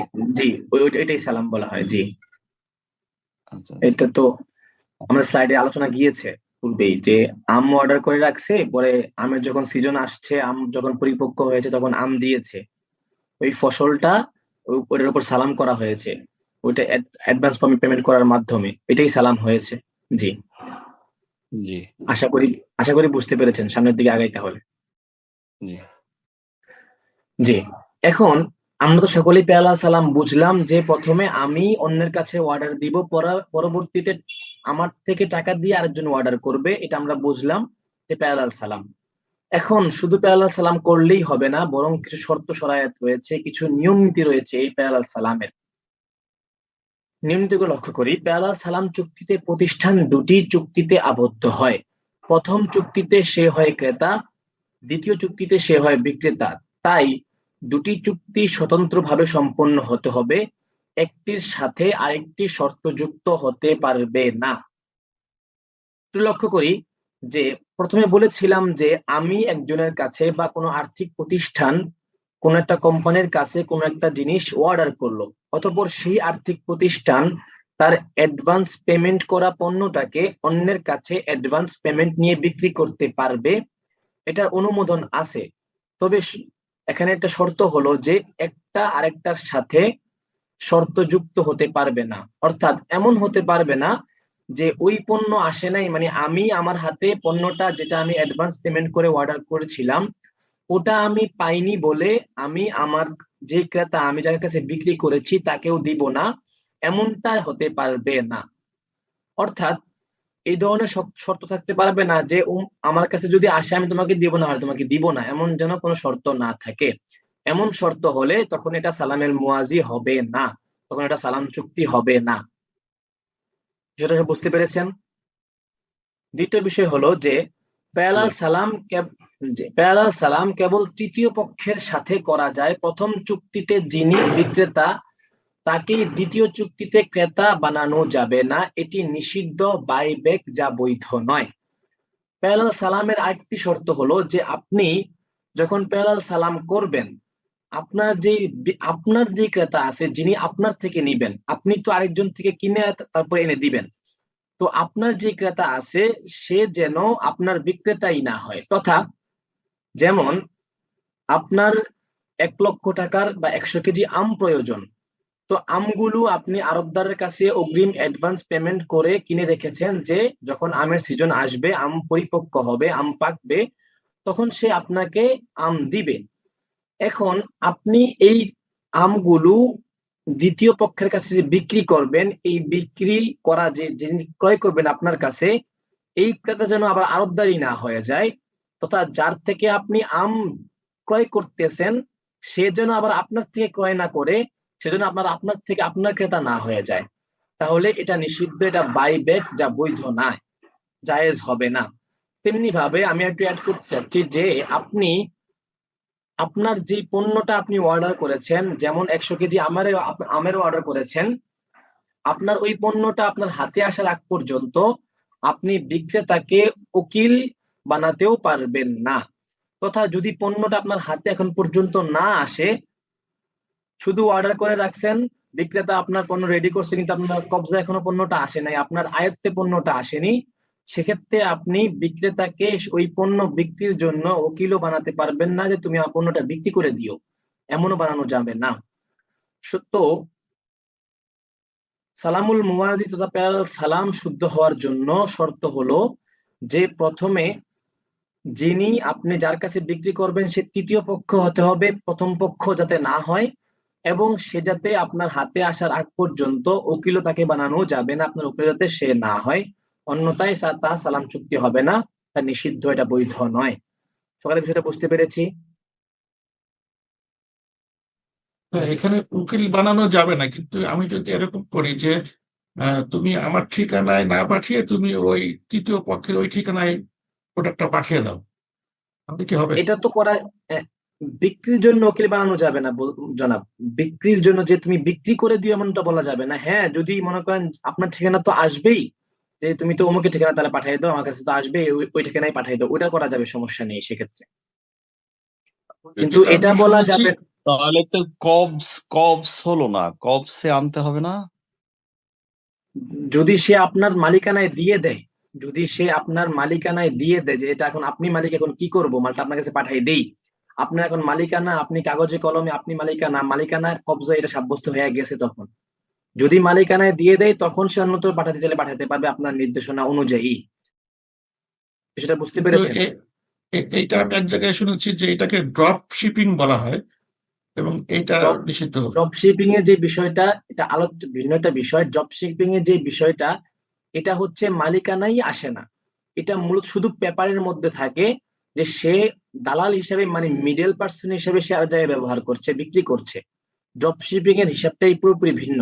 আর আমি যেটা বললাম বা যেটা আমের কথা উনি যে জিজ্ঞেস করলেন, যে সে আমের ছবি উঠে পাঠাইছে, আমার নামে পার্সেলটাও হয়েছে, এখন ঠিকানাটা সে চাচ্ছে যে যে আমি তো আরেকজনের কাছে বিক্রি করে দিয়েছি, এখন আপনি চাইলে আমি অন্য জায়গায় পাঠিয়ে দিতে পারবো, সমস্যা নাই, এই যে আপনার মাল, আপনি মাল বুঝে পেয়েছেন, আপনি যে বুঝে মালটা নিয়েছেন, আপনি যে আমগুলো বুঝে নিয়েছেন, 100 কেজি আম আপনি বুঝে নিয়েছেন, আপনার বুঝে নেওয়াটাই কেমন যেন আপনার মালিকানায় চলে আসছে, যেটা বুঝতে পেরেছেন? আমি তো সরাসরি নিলাম না, আমি দেখা যাচ্ছে যে রাজশাহীর আম, আমি ঢাকায় বসে আছি, আমি শুধু ছবি দেখলাম বা ভিডিও দেখলাম, তাহলে জি কি আমার জি জি কবজা আসলে বলে ধরা হবে সেক্ষেত্রে? জি জি এটাই আমি আহ, বোঝাতে চাচ্ছিলাম, যে মালিকানা একদম হাতেই আসতে হবে বিষয়টা তা না। যদি মালিকানাটা এমন ভাবে হয় যে এই মালটা এখন আপনার, এই মালটার আর কার কোনো অধিকার এখানে আর নেই, আপনারই মালটা, তাহলে এটাও মালিকানা হিসেবে ধর্তব্য হবে, এবং আপনি এটাও চাইলে আপনার ওই মাধ্যমে বিক্রি করে দিতে পারবেন, মানে ওকে বলবেন যে আমি অমুক জায়গায় বিক্রি করে তুমি পাঠিয়ে দাও, এটাও করা যেতে পারে যদি আপনার তাহলে মালিকানাটা জি। তাহলে এখানে ড্রপ শিপিং এর সঙ্গে পার্থক্যটা একটু সূক্ষ্ম হয়ে যাচ্ছে, মানে এটা আমি আসলে বুঝতে পারছি না, আমার কাছে একই হ্যাঁ, রকম মনে হচ্ছে। ড্রপ শিপিং এর সাথে পার্থক্যটা হলো, প্রথম পার্থক্য হলো ড্রপ শিপিং এর মধ্যে আপনি যিনি ড্রপ শিপিং করছেন সে কোনো অগ্রিম পেমেন্ট করছেন না, সেটা বুঝতে পেরেছেন? ড্রপ শিপিং এর মধ্যে সে কোনো অগ্রিম পেমেন্ট করছেন না, এবং ওই পণ্যের মালিক যে তিনি, এটা কোনোভাবেই সাব্যস্ত হচ্ছেন না, কাগজে কলমে কিংবা কোনোভাবেই সাব্যস্ত হচ্ছে না ড্রপ শিপিং এর মধ্যে। কিন্তু এখানে যেটা আপনি জিজ্ঞাসা করেছেন যে আমি চাইলে ঠিকানাটা অন্য জায়গায় দিতে পারবো কিনা, আমি অমুক জায়গায় পাঠিয়ে দিতে পারবো কিনা আমার মালিকানা আসার পরে, মানে কাগজে কলমে আমার হওয়ার পরে, সেক্ষেত্রে এটা বৈধতা বলা যেতে পারে, কারণ সেখানে আপনি মূলত মালিক, আপনি, আপনার আয়ত্তে মালটা আছে, এখন শুধু ঠিকানাটা আপনার দিলে আপনার কাছে চলে আসবে, সেক্ষেত্রে আপনি আপনার ঠিকানা না দিয়ে আরেকজনের ঠিকানা দিলেন, ওটা করা যেতে পারে। এখন যদি ওই মাল যদি ভালো মাল না দেয়, এর দায় দায়িত্ব কে জি, নিবে? মাল যদি ভালো মাল না দেয়, আপনি একে তাকে ধরতে পারবেন যে আপনি, সেক্ষেত্রে আপনি আবার টাকা নিয়ে মাল ফিরে দিতে পারবেন। যদি আপনার যে বর্ণনা ছিল যে আমাকে আম্রপালি দিতে হবে, অন্য আম দিলে হবে না, এখন সে আপনাকে ল্যাংড়া দিয়ে দিল আম্রপালি না দিয়ে, সেক্ষেত্রে আপনি তাকে থেকে টাকা ফেরত নিয়ে পণ্য ফিরে দিতে পারবেন, সুযোগ রয়েছে। আর এক্ষেত্রে যদি মানে ট্রান্সপোর্টেশনে যদি সমস্যা, মাল নষ্ট হয়ে যায়, সেক্ষেত্রে তো তার দায়িত্ব বহন করতে হবে আমাকে, জি জি এটা আপনার যেহেতু মালটা আমার আপনাকে কবজায়। জি জি আপনার মালিকানা বহন চলে করতে- আসছে, এজন্য আপনাকেই বহন করতে হবে। এইটা তো অনেকে নিতে চাবে না, সেক্ষেত্রে সালাম শিখতে হবে না। জি না, এটা সেক্ষেত্রে আপনাকে জরিমানা বহন করতে হবে। জি জি, বুঝতে পারছি। মালের যে বুঝতে পেরেছেন আশা করি। জি জি, মানে যেহেতু আমার কবজায় সে দিয়ে দিয়েছে, যদিও মালটা রাজশাহীতে জি, আছে, হ্যাঁ, হ্যাঁ, আমি বললাম ওটা তুমি টাঙ্গাইলে ওনার কাছে পাঠিয়ে দাও। এখন এই জি, রাজশাহী জি, থেকে টাঙ্গাইল ট্রান্সপোর্টেশনে যদি মালটা নষ্ট হয়ে যায়, তাহলে হ্যাঁ, এর সম্পূর্ণ দায়িত্ব সেটা তো, আমার। আমি বলতে পারবো না তাকে যে হ্যাঁ, তুমি আবার পাঠিয়ে তুমি দাও, মাল আমাকে, তো নষ্ট হয়ে গেছে, কারণ আমটা হ্যাঁ, আমার। হ্যাঁ, হ্যাঁ, জি, যেহেতু আপনার মালিকানা চলে আসছে, এটাই আমি বলতে চাচ্ছি না আপনাকে শুরুতে, যে মালিকানার বিষয়টা হলো যে এটার পূর্ণ দায়িত্ব আপনার কাছে চলে আসছে। এখন যদি মালটা নষ্ট হয়ে যায় তাহলে এটা আপনার উপর বর্তাবে, এটা আর বিক্রেতার কাছে যাবে না। এটা হচ্ছে মালিকানা প্রত্যাবর্তন হওয়া, মালিকানায় চলে আসা। বুঝতে পেরেছেন আশা করি। জি, ইনশাল্লাহ। জি, জি, ধন্যবাদ। এখন আপনাদের কাছে আমি একটি প্রশ্ন আমার সবাই যে পারেন উত্তর দিবেন ইনশাআল্লাহ, আশা করি উত্তর দিতে পারবেন। ধরেন আমি, আমার 100টা গাড়ির প্রয়োজন। 100টা গাড়ি ক্রয় করতে আমার পার গাড়ি 20 লাখ টাকা হিসাব করলেও প্রায় 20 কোটি টাকার মতো লাগবে, আরো বেশি লাগতে পারে। তো এই আমার 100টা গাড়ি প্রয়োজন, আমি যদি 100টা গাড়ির অর্ডার দিয়ে দিই এবং গাড়ির গুণগত মান, গাড়ির সিরিজ, অমুক গাড়ি আসবে, অমুক গাড়ি আসতে হবে, এমন গাড়ি বলে দেই, তাহলে এই গাড়ি যদি এখন আমার কাছে আসতে, আমার মালিকানায় আসতে, আসার পূর্বেই আমি গাড়িগুলো খুচরা বিক্রি করে দিলাম অথবা গাড়ি অ্যাডভান্স পেমেন্ট নিয়ে নিলাম, তাহলে এটা কি শুদ্ধ হবে?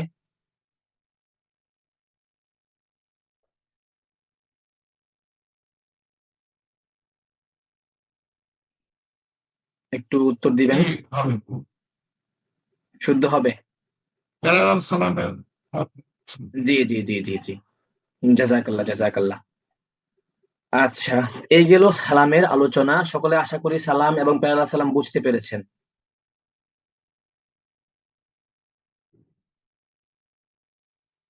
এবার আমরা আমাদের আলোচনার সামনের দিকে আগাই। আমাদের দ্বিতীয় আলোচনা ছিল ইস্তিসনা এবং প্যারালাল ইস্তিসনা। এখন ইস্তিসনা বলতে কি বোঝায়?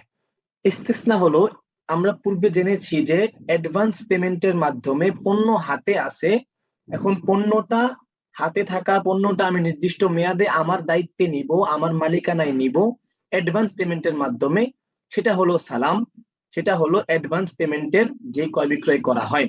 এখন আমরা আসি ইস্তিসনা তথা ম্যানুফ্যাকচারিং কন্ট্রাক্ট। অর্থাৎ আমি কোনো একটা জিনিসের বানানোর অর্ডার দিলাম। প্রথমে হচ্ছে যে আমি একটা পণ্যের অর্ডার দিলাম, এখন সেটা বানিয়ে দিবে না কিভাবে দিবে এটা ওর ব্যাপার, এটা হচ্ছে সালাম। কিন্তু সালামের মধ্যে যে আগে টাকা দিয়ে দিতে হবে। কিন্তু ইস্তিসনা বলা হয় যে আমি একটা কোন পণ্যের অর্ডার দিলাম, এখন ক্রেতা বিক্রেতা সেটাকে পরিপূর্ণ পণ্যটাকে বানিয়ে দিবে, আমি টাকা দেই কিবা না দেই। তো লক্ষ্য করি, ইস্তিসনা হলো ম্যানুফ্যাকচারিং কন্ট্রাক্ট।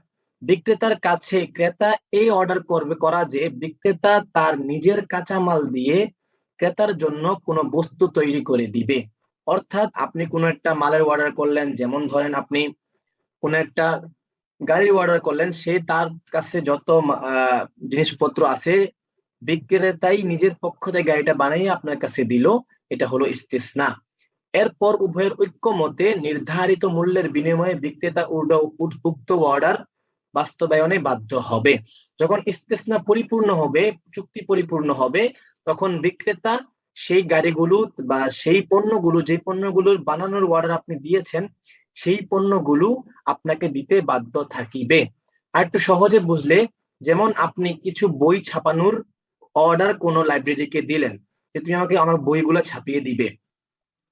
এখন এই যে বইগুলো ছাপিয়ে দেওয়া এবং বাইন্ডিং করে দেওয়া, এই অর্ডার যখন আপনি ওই লাইব্রেরিকে দিলেন, এখন লাইব্রেরি যদি আপনার এই অর্ডার সে গ্রহণ করে, তাহলে সে আপনি মূল্য দেওয়ার পরে সে আপনাকে ওই অর্ডার পরিপূর্ণ করা তথা আপনার বইগুলোকে আপনার হাতে দেওয়ার জন্য সে বাধ্য থাকবে।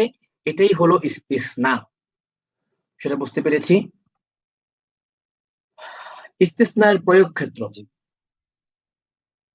আচ্ছা, অর্ডারকৃত পণ্য এরূপ হতে হবে যা তৈরি বা ম্যানুফ্যাকচার এর প্রয়োজন হয়, এমন ম্যানুফ্যাকচার হতে হবে যা বস্তুকে তার আসল ও স্বাভাবিক অবস্থার পরিবর্তন ঘটায়। সুতরাং গম, যব, ধান এসবে ইস্তিসনা করা যাবে না। একটু লক্ষ্য করি, এখানে সামনে আরো আসছে আলোচনা, এখানে একটু পার্থক্য বুঝে আসে যে ইস্তিসনা সালামের মধ্যে কি পার্থক্য।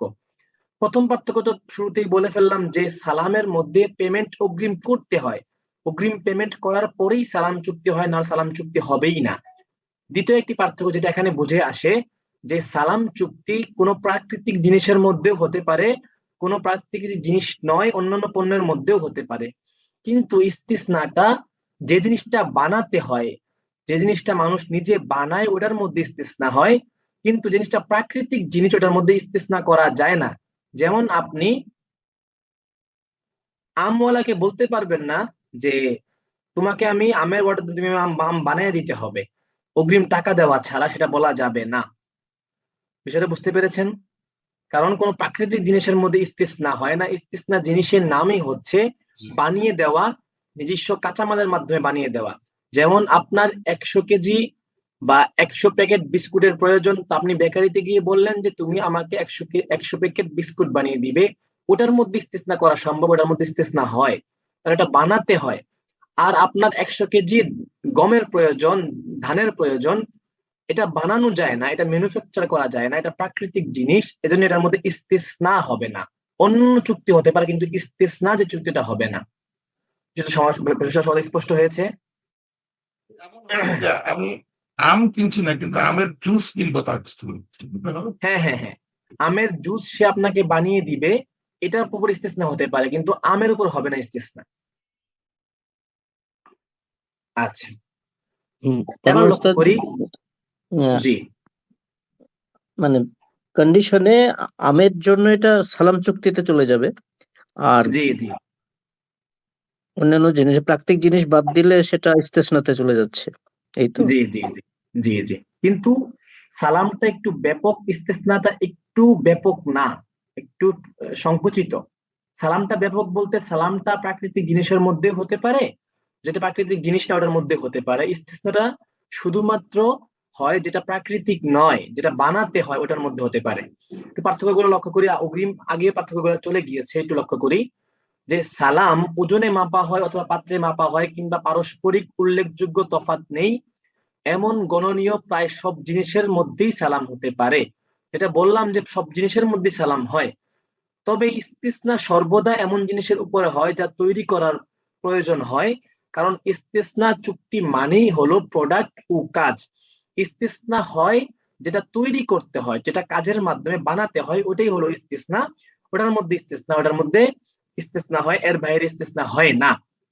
দ্বিতীয় পার্থক্য হলো যে সালামের মধ্যে অগ্রিম মূল্য প্রদান করতে হয়, অগ্রিম টাকা দিয়ে দিতে হয়। আপনার যে পণ্যের অর্ডার আপনি করেছেন, ওই পণ্যের অর্ডার আপনি অগ্রিম দিয়ে দিতে হবে। কিন্তু ইস্তিসনার মধ্যে অগ্রিম মূল্য প্রদান শর্ত নয়, বরং আপনি যখন যে মালের অর্ডার করেছেন, যদি ওই মালটা আপনাকে বানিয়ে দেওয়ার পরে আপনার চাহিদা অনুযায়ী হয়, আপনার চাহিদা অনুযায়ী মালটা বানিয়ে দেয়, তখন আপনি তাকে টাকা দিবেন, আর নয় টাকা দিবেন না, কারণ সে আপনার চাহিদা অনুযায়ী মাল বানায়নি। দ্বিতীয় আসি যে সালামের আকদ সম্পন্ন হওয়ার পর একতরফা ভাবে রহিত করা যায় না। আপনি কারোর সাথে সালাম চুক্তি করলে আপনি চাইলেই সালাম চুক্তিটা নষ্ট করতে পারবেন না। তবু উভয়ের সম্মতিক্রমে সে আপনাকে টাকা ফেরত দিলেই সালাম চুক্তি নষ্ট হবে, অন্যথা নষ্ট হবে না। তবে পণ্য তৈরি করা শুরু করার আগ পর্যন্ত ইস্তেসনা চুক্তি একতরফা ভাবে রহিত করার সুযোগ আছে বলে অনেকে মনে করেন। কিন্তু ইস্তিসনার ক্ষেত্রে যখন আপনি একটা অর্ডার দিলেন যে আমাকে 100 পিস কিতাব বানিয়ে দিতে হবে, কিংবা 100 প্যাকেট বিস্কিট বানিয়ে দিতে হবে, সে এখনো বিস্কিট বানানোর কাজ সে শুরু করেনি, সে এখনো বিস্কিট বানায়নি, তাহলে সেক্ষেত্রে আপনি চাইলেই সেই অর্ডার ক্যান্সেল করতে পারেন। স্বাভাবিক ভাষায় বলতে গেলে, আপনি হোটেলে গেছেন, অর্ডার করছেন, 1500 টাকা দিবেন, কিন্তু সে এখনো আপনাকে হোটেলের যে খাবারটা এখনো দেয়নি, সে আপনার কাছে বানিয়ে এখনো দেয়নি, আপনি খাবারটা আপনাকে বানিয়ে দেওয়ার পূর্বে আপনি না করে দিলেন, অর্ডার ক্যান্সেল করে দিলেন, তাহলে এটা হলো ইস্তেসনা, এটা করা যাবে। কিন্তু সালামের ক্ষেত্রে উভয় যদি রাজি থাকে, যদি বিক্রেতা বলে ঠিক আছে টাকা নিয়ে যাও, পণ্য দেওয়া লাগবে না, পণ্য দিব না, তাহলে উভয়ের সম্মতি থাকতে হবে। কিন্তু ইস্তেসনার মধ্যে উভয়ের সম্মতির প্রয়োজন নেই, বরং একপাক্ষিক সম্মতিতেই ইস্তেসনা রদ করা যাবে, রহিত করা যাবে। তারপরে পার্থক্যটা দেখি, পণ্য কখন অর্পণ করা হবে তা সালাম চুক্তিতে নির্ধারণ করা জরুরি। আপনি যখন সালাম চুক্তি করতে যাবেন, তখন সে কবে পণ্যটা ডেলিভারি করবে, ওই ডেলিভারিতে সে আপনাকে সালামের চুক্তিতে উল্লেখ করতে হবে যে আমি অমুক দিন ডেলিভারি করব। কিন্তু ইস্তিসনার মধ্যে বিষয়টা তা না, বরং আপনাকে দিন নির্ধারণ করা, সময় নির্ধারণ করা জরুরি নয়, আবশ্যক নয়। তারপরে সালাম চুক্তি বৈধতার ব্যাপারে সকলেই একমত। সকলেই বলেন যে, সকল ওলামাই কেরাম, সকল ফকিহবিদ বলেন যে সালাম চুক্তি এটা বৈধ, কোনো ধরনের সমস্যা নেই। কিন্তু ইস্তিসনায়ের ব্যাপারে আমাদের হানাফি মাযহাবের কিছু কিছু ওলামাই কেরাম বলতেন যে সালাম ইস্তিসনা এটা জায়েজ নেই, যেহেতু মালটা এখনো হাতে নেই।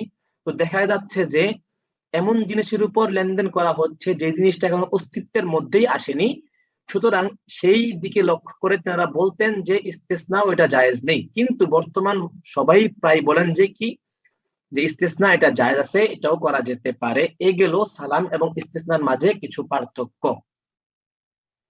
এখন আমরা গতকালকে পড়েছি ইজারা নিয়ে। গতকালকে আপনাদের আশা করি পড়েছেন মুরাবাহা এবং ইজারা নিয়ে। এখন আমরা লক্ষ্য করি যে ইজারা এবং জি সালাম চুক্তিতেও যখন বাগানে আম থাকে বা আম আসে না, জি আগে থেকে ঠিক করে নেয়, তো ওখানেও জি তো পণ্যটা থাকছে না। জি জি মাশাআল্লাহ, অনেক খুব আপনি সুন্দর প্রশ্ন করেছেন, শেষের মাশাআল্লাহ। পার্থক্যটা যেমন বললেন, জি জি মানে সালাম চুক্তি তো আমরা দেখতে পাই যেমন বাগানে আম আসেনি, আগে জি থেকে জি ওটা চুক্তি করা হয়। জি তো এখানেও তো পণ্যটা আসছে না, মানে কবজ হচ্ছে না, জি বা জি পূর্বেই জি করা হচ্ছে চুক্তিটা। জি জি জি তো এখানে ইস্তেসনার সাথে কি পার্থক্য হলো? মানে এটা তো এই দুটো তো একই মনে হচ্ছে এই জায়গাটায়। আচ্ছা আচ্ছা আচ্ছা, আবার একটু ইয়াতে যাই।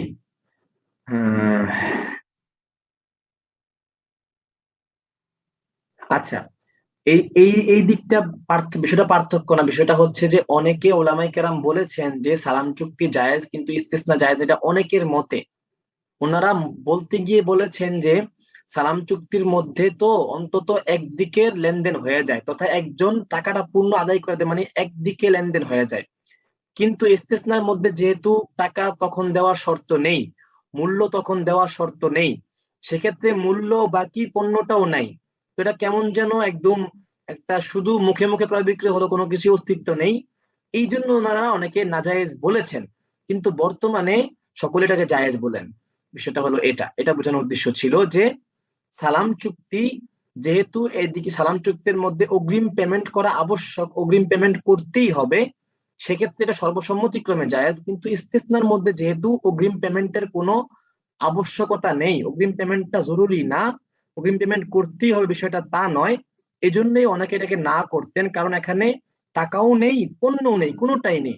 সালামের মধ্যে অন্তত টাকাটা আছে, টাকাটা দেওয়া হয়েছে অ্যাডভান্স, কিন্তু ইস্তিসনার মধ্যে টাকাও শর্ত না, তারপরে পণ্যটা অস্তিত্ব নেই। তো এই জন্য অনেকে এটাকে না করতেন, কিন্তু বর্তমানে এটাকে সকলেই জায়েজ বলেন। সেটা হচ্ছে এটা, বুঝতে পেরেছেন কিনা? জাযাকাল্লাহ। ইস্তেসনা কি তাহলে শুধু একটা ওয়াদা চুক্তি? ক্রয় বিক্রয় হ্যাঁ চুক্তি। হ্যাঁ হ্যাঁ, জি, ইস্তিসনা ওয়াদা চুক্তির মতো, কিন্তু এটা বিক্রয় চুক্তি ধরা হয়।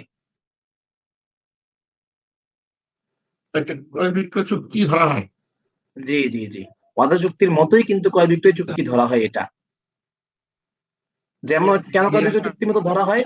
কারণ হচ্ছে যখন আপনি আপনার অর্ডার প্লেস করার পরে আপনার চাহিদা অনুযায়ী, আপনার গুণগত মান অনুযায়ী, আপনার নীতি নির্ধারণ অনুযায়ী আপনার পণ্যকে বানিয়ে দিবে, তখন আপনি ওটা নিতে বাধ্য থাকিবেন। এজন্য এটা ক্রয় বিক্রয় চুক্তি।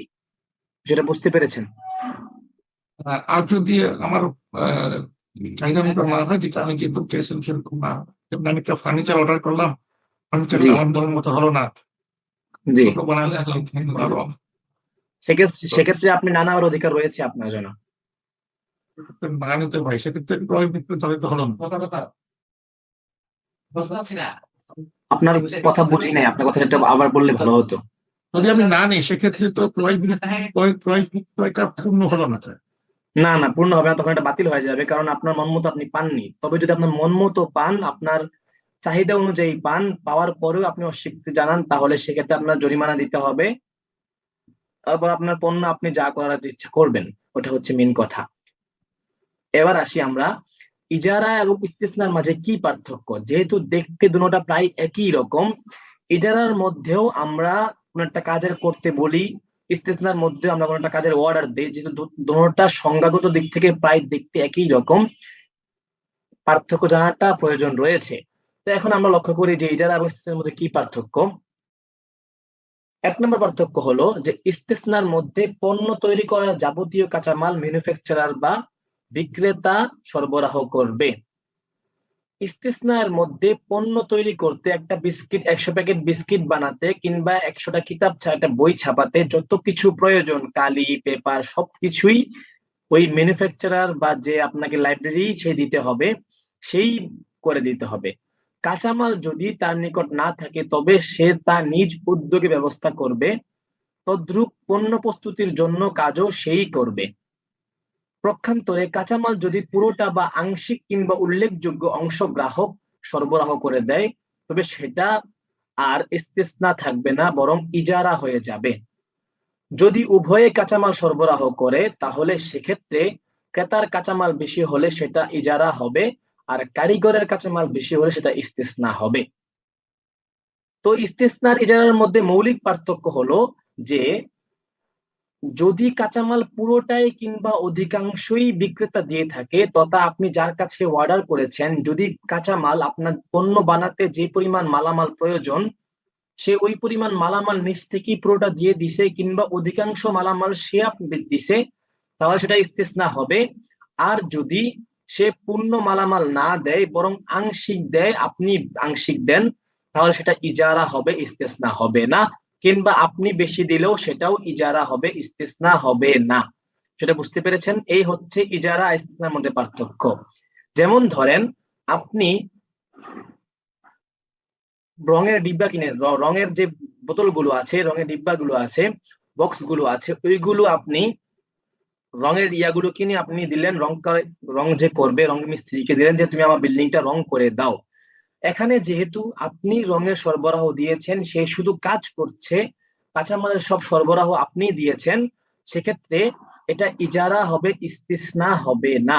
পক্ষান্তরে যদি আপনি তাকে 100 কেজি 100 প্যাকেট বিস্কুট বানানোর অর্ডার দিয়ে থাকেন এবং সে পরিপূর্ণ কাঁচামাল, ময়দা, চিনি, তারপরে সবকিছুই নিজ পক্ষ থেকে করে থাকে, তাহলে সেটা হবে ইস্তেসনা, ইজারা হবে না।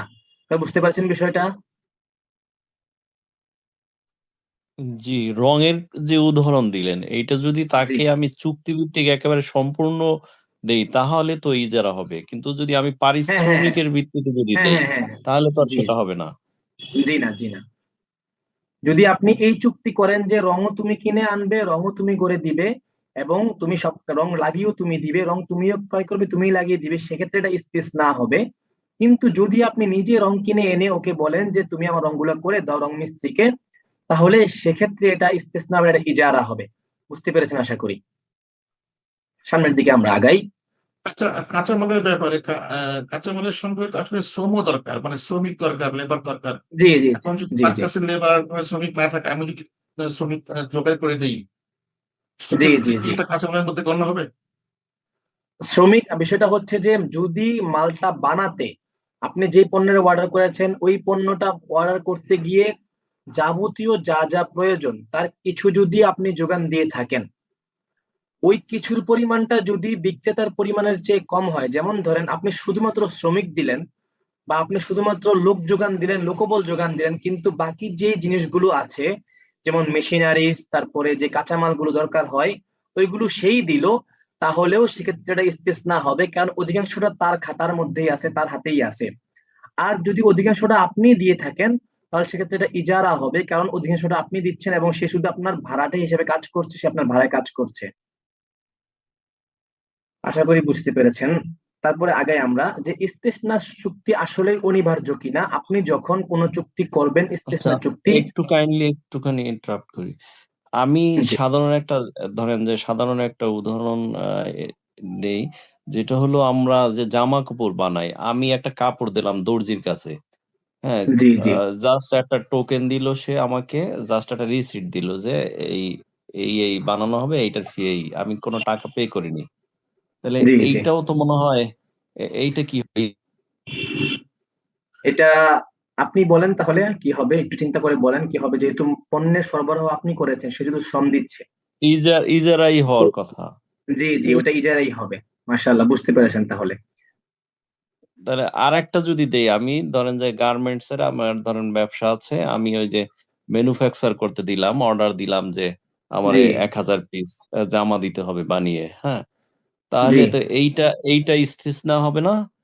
জি জি জি যদি আপনি কোনো ধরনের পণ্য কিংবা সহায়ক কোনো কিছু সরবরাহ না করে থাকেন এবং আপনার যে সরবরাহ যদি করেও থাকেন এটার পরিমাণ যদি কম হয় তাহলে সেটা ইস্তিসনা হবে, ইজারা হবে না। জি, জি, জি। Thank you. জি জি ঠিক আছে। এখন বিষয় হলো যে ইস্তিসনাকে আসলেই যখন ইস্তিসনা পরিপূর্ণ হবে ওটাকে পরিপূর্ণ করতে হবে কিনা বা ওটা পরিপূর্ণ মানতে হবে কিনা। তো এক্ষেত্রে দুই ভাগে বিভক্ত হয়ে যায়। ইমাম আবু হানিফা রহমতুল্লাহ আলাইহির মতে ইস্তিসনা যখন লেনদেনটা কথাবার্তাটা ওয়াদাটা পরিপূর্ণ হবে তখন পণ্য তৈরি হওয়ার পর ক্রেতা ওই পণ্যটা নেওয়ার বাধ্য থাকবে না।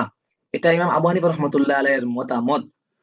ক্রেতা চাইলে পণ্যটা নাও নিতে পারে এমন অধিকার আছে, তবে গ্রহণযোগ্য এবং অগ্রগণ্য মত হলো ইমাম আবু ইউসুফ রহমতুল্লাহ আলাইহি বলেন যে ইস্তিসনা যখন সংগঠিত হয়ে যাবে, যখন পণ্য পরিপূর্ণ থাকবে, পণ্যটাকে তার চাহিদা অনুযায়ী পরিপূর্ণ পাওয়া যাবে, তখন ওই পণ্যটাকে নিতে বাধ্য থাকবে এবং পণ্যটা নিতেই হবে।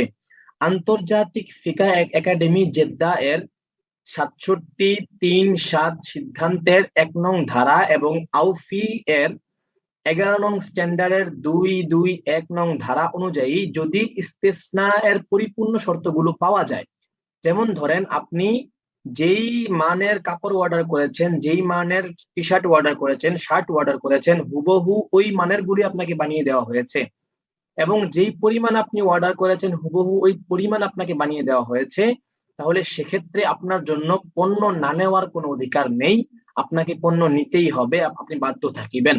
যদি আপনি পণ্য না নেন তাহলে সেক্ষেত্রে আপনাকে জরিমানা দিতে হবে, আপনি ওই পণ্য বানাতে যে খরচপাতি হয়েছে সবগুলো আপনাকে জরিমানা স্বরূপ দিয়ে দিতে হবে। এটা বুঝতে পেরেছেন? জি হুজুর। আচ্ছা হুজুর, আগের স্লাইডটা একবার শো করবেন। জি করেছি। আচ্ছা। আচ্ছা, এখন আমরা একটু লক্ষ্য করি যে এগুলো ইস্তিসনা চুক্তি হওয়ার পরে ওটাকে পরিপূর্ণ করা ক্রেতা নেওয়া আবশ্যক কিনা। এখন আমরা লক্ষ্য করি যে ইস্তিসনা যখন হয়ে গেল, ইস্তিসনা চুক্তিকে নতুন করে কাজ করা আবশ্যক কিনা। তো আপনি যখন কোন একটা জিনিস বানানোর অর্ডার করেছেন যে আপনি আমাকে এই জিনিসটা বানিয়ে দিবেন, এখন যদি ওই পণ্যটা আপনার হাতে থাকে, মানে ওই ব্যক্তির হাতে আছে, এই পণ্যটা বানানো অলরেডি আছে, এখন প্রশ্ন হলো যে সে ওই পণ্যটা আপনাকে, যেহেতু তার হাতে অলরেডি পণ্যটা আছে, আপনাকে বানিয়ে দিতে পারবে কিনা, আপনাকে ওই পণ্যটা দিতে পারবে কিনা। কেউ উত্তর দিতে পারবেন? এটার উত্তর দেন কেউ পারলে।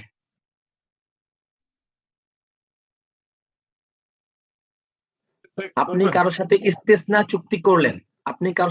চুক্তি করলেন, যেমন ধরেন আপনি বললেন যে আমাকে 100 প্যাকেট বিস্কিট বানিয়ে দিবে, এখন তার হাতে অলরেডি 100 প্যাকেট বিস্কিট বানানো আছে, কিন্তু আপনি করেছেন ইস্তিসনা চুক্তি। এখন যদি সে ওই 100 প্যাকেট বিস্কিট যেগুলো ওর কাছে বানানো আছে ওইগুলো আপনার কাছে দেয়, তাহলে সেটা কি ইস্তিসনা হবে কি না?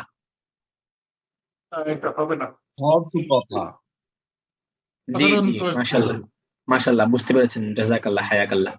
আচ্ছা, আসলে মেইন বিষয়টা যেটা বললাম যে ইস্তিসনার মানেই হচ্ছে যে তৈরি করে দেওয়া, যে আমি মালটাকে বানিয়ে দিব। এখন যদি অগ্রিম বানানো থাকে তাহলে তার ইস্তিসনা হচ্ছে না, এটা অন্য সাধারণ লেনদেনে চলে যাচ্ছে, যে পণ্য দিয়ে টাকা নিব, টাকা দিয়ে পণ্য নিব, এটা সাধারণ লেনদেন হয়ে যাচ্ছে, ইস্তিসনার হচ্ছে না। ইস্তিসনার মানেই হচ্ছে আমার চাহিদা অনুযায়ী, আমার দেওয়া মানদণ্ড অনুযায়ী আমাকে পণ্যটা বানিয়ে দেওয়া। এখন যদি কেউ এই শর্ত করে যে ক্রেতা নিজে বানিয়ে, মানে বিক্রেতা নিজেই বানিয়ে দিতে হবে, তাহলে তাকে নিজেই বানিয়ে দিতে হবে, না হলেও ইস্তিসনা হবে না। ইস্তিসনার মেইন কনসেপ্টটাই হচ্ছে যে পণ্য বানিয়ে দেওয়া, যেই যেই শর্ত করা থাকবে হুবহু ওই ওই শর্তেই ইস্তিসনা করতে হবে, তার বাইরে কোনো শর্তে কিংবা তার বাইরের কোনো কিছু ইস্তিসনার মধ্যে আনা যাবে না। আশা করি বুঝতে পেরেছেন, সামনে আগাই। আচ্ছা, এই যে এখন আমরা কিছু আমি তো বিস্কুটের দিয়ে ইয়া করলাম। এখন এই প্রচলিত ইস্তিসনাগুলো কি কি হয়ে থাকে, যেমন ইট ভাটার মালিকের থেকে অগ্রিম ইট ক্রয়ের ক্ষেত্রে ইস্তিসনা চুক্তি করা। আপনি 1000 বা 2000 ইটের অর্ডার দিলেন, টাকা দিলেন না, যে ইট বাসায় এসে টাকা দিব। তারপরে চুক্তিভিত্তিক শ্রমিকদের সঙ্গে ইস্তিসনা চুক্তিতে আবদ্ধ হওয়া, যেমন ধরেন আপনি পরিপূর্ণ কাঁচামালের অর্ডার দিয়ে দিলেন, পরিপূর্ণ কাঁচামাল দিয়ে কাউকে বললেন যে তুমি আমাকে অমুক জিনিসটা বানিয়ে দাও, সেক্ষেত্রে সে আপনার মুস্তাসনি হবে, সে ইস্তেসনাই করছে আপনার সাথে, আপনি তার সাথে ইস্তেসনাই করছেন, এটা ইজারা হবে না, যেহেতু আপনি পরিপূর্ণ কাঁচামাল নিজের পক্ষ থেকেই দিচ্ছেন।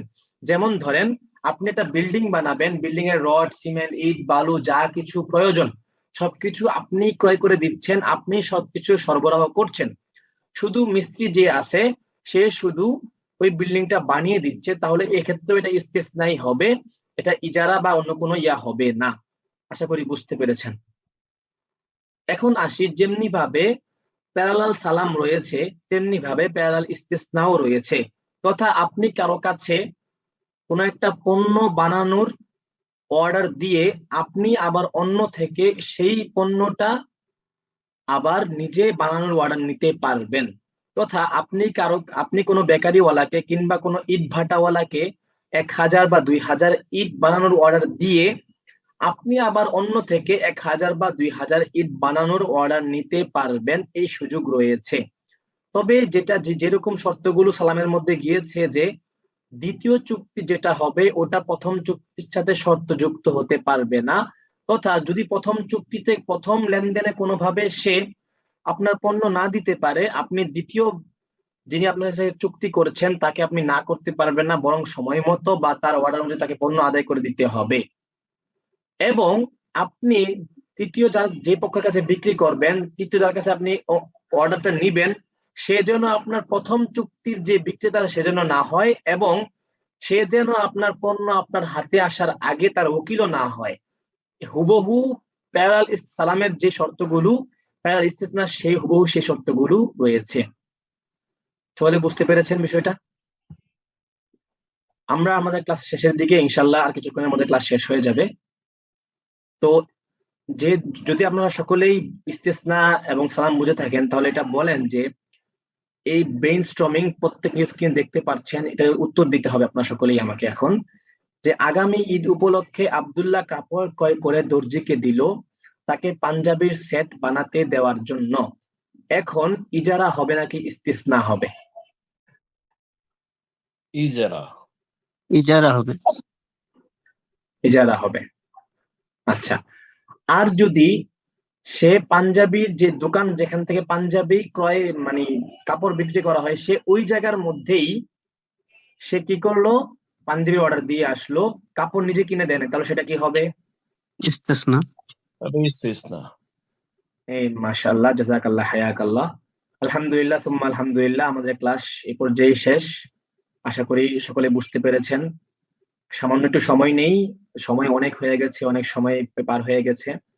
2-3 মিনিটে কারো কোনো প্রশ্ন থাকলে কুইক কোশ্চেন করতে পারেন চাইলে, ইনশাআল্লাহ। প্যারালাল ইস্তেসনার ক্ষেত্রে বা প্যারালাল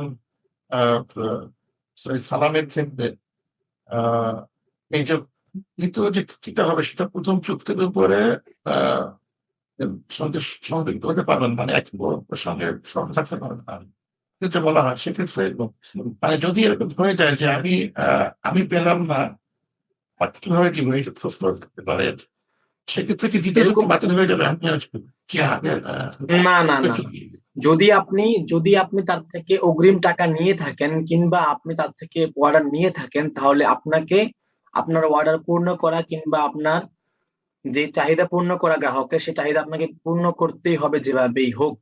আর যদি আপনি তার চাহিদা পূর্ণ করতে না পারেন তাহলে আপনি তার টাকা ফিরিয়ে দিতে হবে, এবং অর্ডারের ক্ষেত্রে আপনি তাকে অর্ডার না করতে হবে যে আমি অর্ডার ফিরিয়ে দিতে পারবো না, না করতে হবে। আপনি প্রথম চুক্তিতে সংযুক্ত এটা করতে পারবেন না। আর যদি আপনার এই না করার কারণে কিংবা ওর কোনো ক্ষতি হয়, আর্থিক কোনো ক্ষতি হয় আপনার, তাহলে সেই ক্ষতিপূরণ আপনাকে দিতে হবে। আশা করি বুঝতে পেরেছেন। আপনাকে যদি না করে দেয় সে তো কারণ কাছে আর আসবে না, কাস্টমার হারাবো।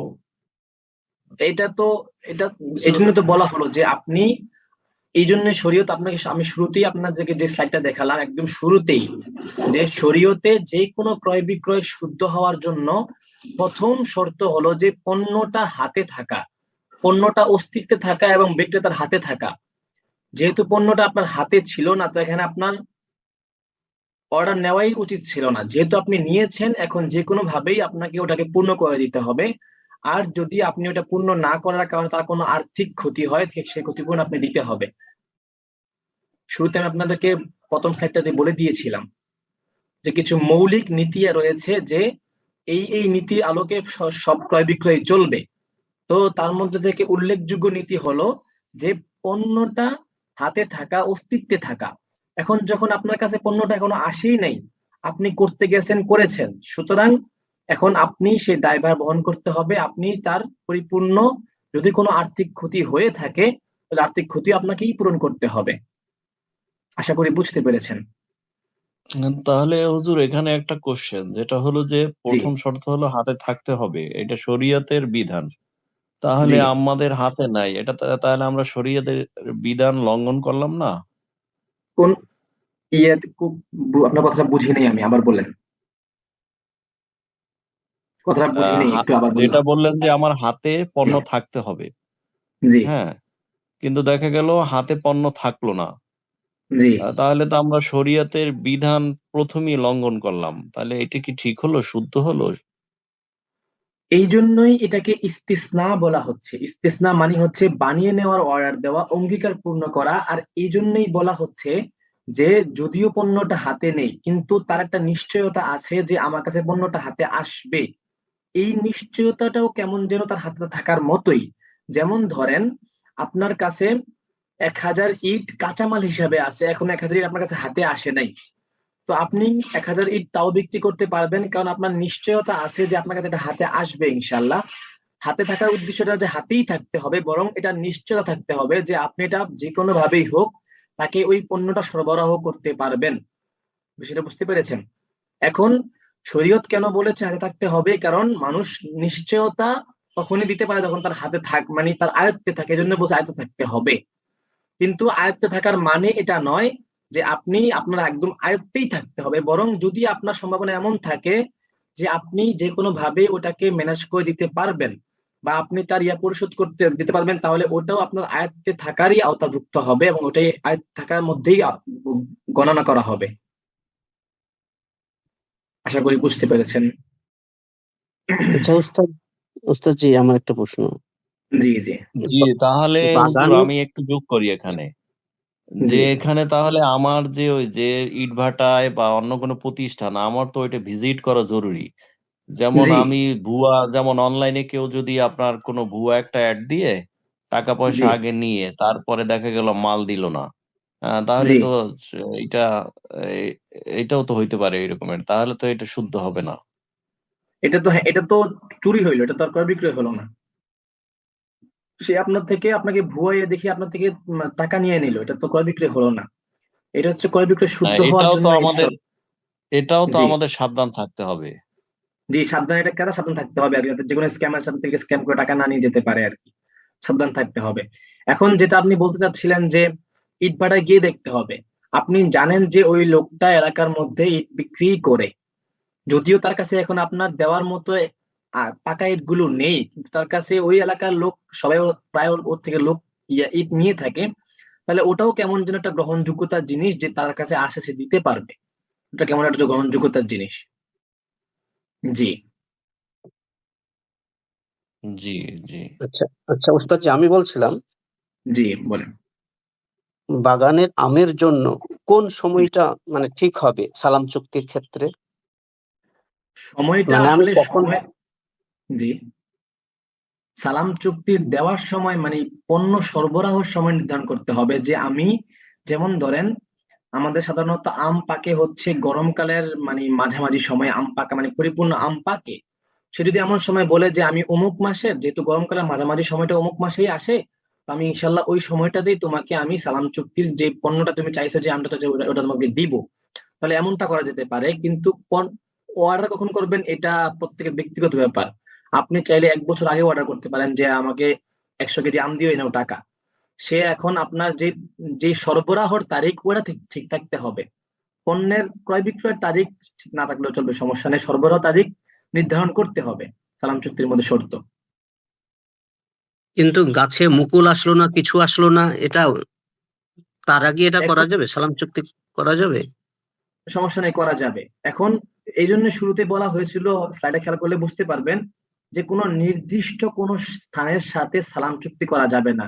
যেমন আমি বলেছিলাম যে আপনি বললেন যে আমাকে এই বাগানেরই এই গাছেরই আম দিতে হবে, কিংবা এই বাগানেরই আম দিতে হবে। এখন দেখা গেল আপনি যে পরিমাণ আমের অর্ডার করেছেন ওই পরিমাণ ওই বাগানের মধ্যে আমই হয় নাই, কিংবা ওই গাছে মুকুলই হয় নাই বা আসেই নেই আম, সেটা তো সালাম চুক্তি হবে না, সালাম চুক্তির ক্ষেত্রে গ্রহণযোগ্য নয়। আপনার চুক্তিটা হতে হবে এমন ক্ষেত্রে যে ক্ষেত্রে জিনিসটা সম্ভাবনা আছে বা পাওয়ার সম্ভাবনা আছে। যেমন আপনি আড়তদারকে বললেন যে আপনার কাছে আমি 1,00,000 টাকা দিলাম, 1,00,000 টাকার বিনিময়ে আপনি আমাকে এত কেজি আম দিবেন অমুক দিনে অমুক সময়ে। এখন আড়তদার তো নির্দিষ্ট আর বাগান ব্যবসায়ী না, সে বাগান থেকে বিক্রি করছে না, সে যে কোনো ভাবে হোক আপনার চাহিদা অনুযায়ী, আপনার চাওয়া অনুযায়ী আপনার কাছে আমটা পৌঁছে দিলেই হলো। এখন মুকুল যে আসুক না আড়তদারের জন্য আসুক, এটা সমস্যা নেই। জি উস্তাদ জি জি, আড়তদারের জন্য এটা সমস্যা হচ্ছে না, কিন্তু বাগানের জি ক্ষেত্রে তো আমরা জি একদম মানে অজ্ঞতা থেকে যাচ্ছে না। বাগানের ক্ষেত্রে, এখন বাগানের ক্ষেত্রে যেটা বিষয়টা হলো, বাগান যদি যেই বাগানওয়ালাকে আপনি অর্ডার করছেন, এখন যদি ওই বাগানওয়ালার ফলন না হয়, সে যদি অন্য বাগানওয়ালা থেকেও আপনার পণ্যটা আপনার কাছে পৌঁছে দেয় আপনার চাহিদা অনুযায়ী পণ্যটা, ওটাও জায়েজ হয়ে যাবে ইনশাল্লাহ, ওটাও জায়েজ। তার মানে যে এই জন্য কোনো সময় সালাম চুক্তি করা যাবে, যে কোনো জি জি সময়। যে কোনো সময় সালাম চুক্তি করা যাবে। শুধু আপনার আচ্ছা, বিষয় লক্ষ্য রাখতে হবে যাতে আপনার পেমেন্টটা অগ্রিম হয়ে যায়, এবং যেই গুণাগুণ এবং যেই মানের উপর আপনি বলেছেন ওই মান এবং ওই গুণাগুণ যাতে আপনি পান এবং নির্দিষ্ট সময়ের মধ্যে পান, এগুলো হচ্ছে দেখতে হবে। বাকি সালাম চুক্তি করার ক্ষেত্রে যে কোনো সময় করা যেতে পারে। আচ্ছা। জি জি হুজুর, আর কি তার আশা দেয়ার জি এই সমস্ত আমি কি ইয়ে করতে পারবো? আমি কিছু প্রেফার করতে পারবো যে আমার হচ্ছে এই বাগানের আমটা আমার প্রেফারেবল, তুমি যদি পারো এখান থেকে দিবে, যদি শর্ট পড়ে অন্যখান থেকে দিতে পারো, করতে পারবো পার্সিয়াল। যদি আপনি এরকম শর্ত লাগিয়ে দেন যে আমাকে ওইটাই দিতে হবে, তাহলে এটা সালাম চুক্তি আর হচ্ছে না, কারণ আপনি নির্দিষ্ট করে দিচ্ছেন। নির্দিষ্ট যদি আম না হয়, প্রাকৃতিক জিনিস যদি আম না হয়, তখন কিভাবে হবে? এই জন্যই তো নির্দিষ্ট বাগানের আমের অর্ডার অগ্রিম নিয়ে নেওয়া জায়েজ নেই। আমি তাকে বললাম যে তুমি পারলে এখান থেকে দিবে, না দিলেও কোনো সমস্যা নেই। তো ও আমাকে তাহলে হ্যাঁ হ্যাঁ হ্যাঁ, যদি এরকম বলেন যে তুমি যদি পারো এই এই বাগান থেকেই দিবে, আর না পারলে সমস্যা নেই, আমাকে 100 কেজি আম বুঝিয়ে দিলেই হলো, তাহলে সমস্যা, এটাও গ্রহণযোগ্য, সমস্যা নেই। যেহেতু এখানে অপশন রয়েছে, সে আপনার চাহিদা পূরণ করার ভিন্ন অপশন রয়েছে, আপনি অপশন রেখে দিয়েছেন, এটার অনুমতি রয়েছে। আচ্ছা। আর দামের ক্ষেত্রে যদি আগামী বছর আমি 1 বছর আগে করলাম, পরে যে বছর সে সরবরাহ করবে সেই বছরে আমের দাম বেড়ে গেল, তখন কি দাম সমন্বয় করা যাবে? না না, দাম সমন্বয় করা যাবে না আপনার, বরং আপনার যেই দামে আপনি দিয়েছেন ওই দামে নিতে হবে সে। যদি বাড়ান কমান সেক্ষেত্রে আবার এটা সুদ হয়ে যাবে। এখানে মানে এই দামে সে রাজি হচ্ছে না, মানে এরকম অর্ডার দিতে রাজি হচ্ছে না, তাহলে তো আমি তাহলে আপনি বলুন আমার টাকা দিয়ে দাও, আমার টাকা দিয়ে দাও, আমার টাকা দিয়ে দাও, আমার তুমি চুক্তি ভঙ্গ করে ফেলো যদি আমার তুমি না দিতে চাও। কিন্তু এটা জায়েজ নেই, ওনার জন্য জায়েজ নেই যে উনি আপনাকে এই নির্ধারিত মূল্যের চেয়ে বেশি চাইবে, যেহেতু আপনি টাকা দিয়ে দিয়েছেন অগ্রিম।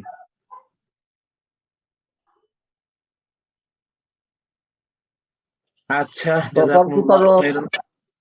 জি সালাম সম্পর্কে উ- একটা আছে যে যেই বস্তুর উপরে সালাম চুক্তি হবে ওটা এমন থাকতে হবে যে কোনো সময়ে চুক্তি করা যাবে না। আপনার একটা কথাটা মুহূর্ত যে মুহূর্ত আপনার কথাটা বুঝতে পারছি না, একটু ক্লিয়ার করলে বললে ভালো হয়। এমন মুহূর্ত জি সময় যে সময়ে সালাম চুক্তিকৃত বস্তুটা কোথাও বিদ্যমান নাই, তখন কি জি সালাম চুক্তি করা যাবে? কোথাও বিদ্যমান নেই, এই বিষয়টা হলো যে কোথায় বিদ্যমান নেই এটা আপনার দেখার বিষয় নয়, বরং এটা হচ্ছে যিনি আপনাকে সরবরাহ করবেন সে যেখান থেকেই পারুক, যদি সে পারে তাহলে করা যাবে, সমস্যা নেই। না, এটাই আমি বলছি যে ফেকার কিতাবে যেমন হেদায়া রাবে জি হেদায়া তাল এই ধরনের একটা শর্ত আছে, মানে সালাম জি চুক্তির আলোচনার মধ্যে। জি এটাই আমি জিজ্ঞেস করছি। না না না, এই এই এই আর গ্রহণযোগ্য নয়। বরং যদি সে আপনাকে যে, এই বিষয়টা হলো যে যদি কাঁচামালের বিষয়টা আমরা ধরি, যেমন আম কিন্তু এখন আমের সিজন না আসলেও আম এখন বাজারে পাওয়া যাচ্ছে। এখন যদি আপনি এই মুহূর্তে কাউকে বলেন যে আপনি আমাকে 100 কেজি আম ম্যানেজ করে দেন, এখন সে যদিও সিজন নেই, কোথাও কোনো গাছের মধ্যে পাওয়া যাওয়ার সম্ভাবনাও নেই, কিন্তু যেহেতু বর্তমান অবস্থা এবং টেকনোলজির কারণে আম পাওয়া যাচ্ছে বাজারে, বাজারে সম্ভব কোনোভাবে ম্যানেজ করা স্টোরেজের মাধ্যমে, কোল্ড স্টোরেজের মাধ্যমে, সেক্ষেত্রে সালাম চুক্তি করা সম্ভব।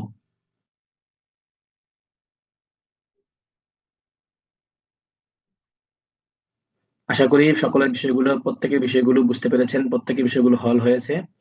আজকের ক্লাস এ পর্যন্তই। ভালো থাকবেন। জাযাকুমুল্লাহু খাইরান। আসসালামু আলাইকুম ওয়া রাহমাতুল্লাহি ওয়া বারাকাতুহু। ওয়ালাইকুম আসসালাম ওয়া রাহমাতুল্লাহি ওয়া বারাকাতুহু।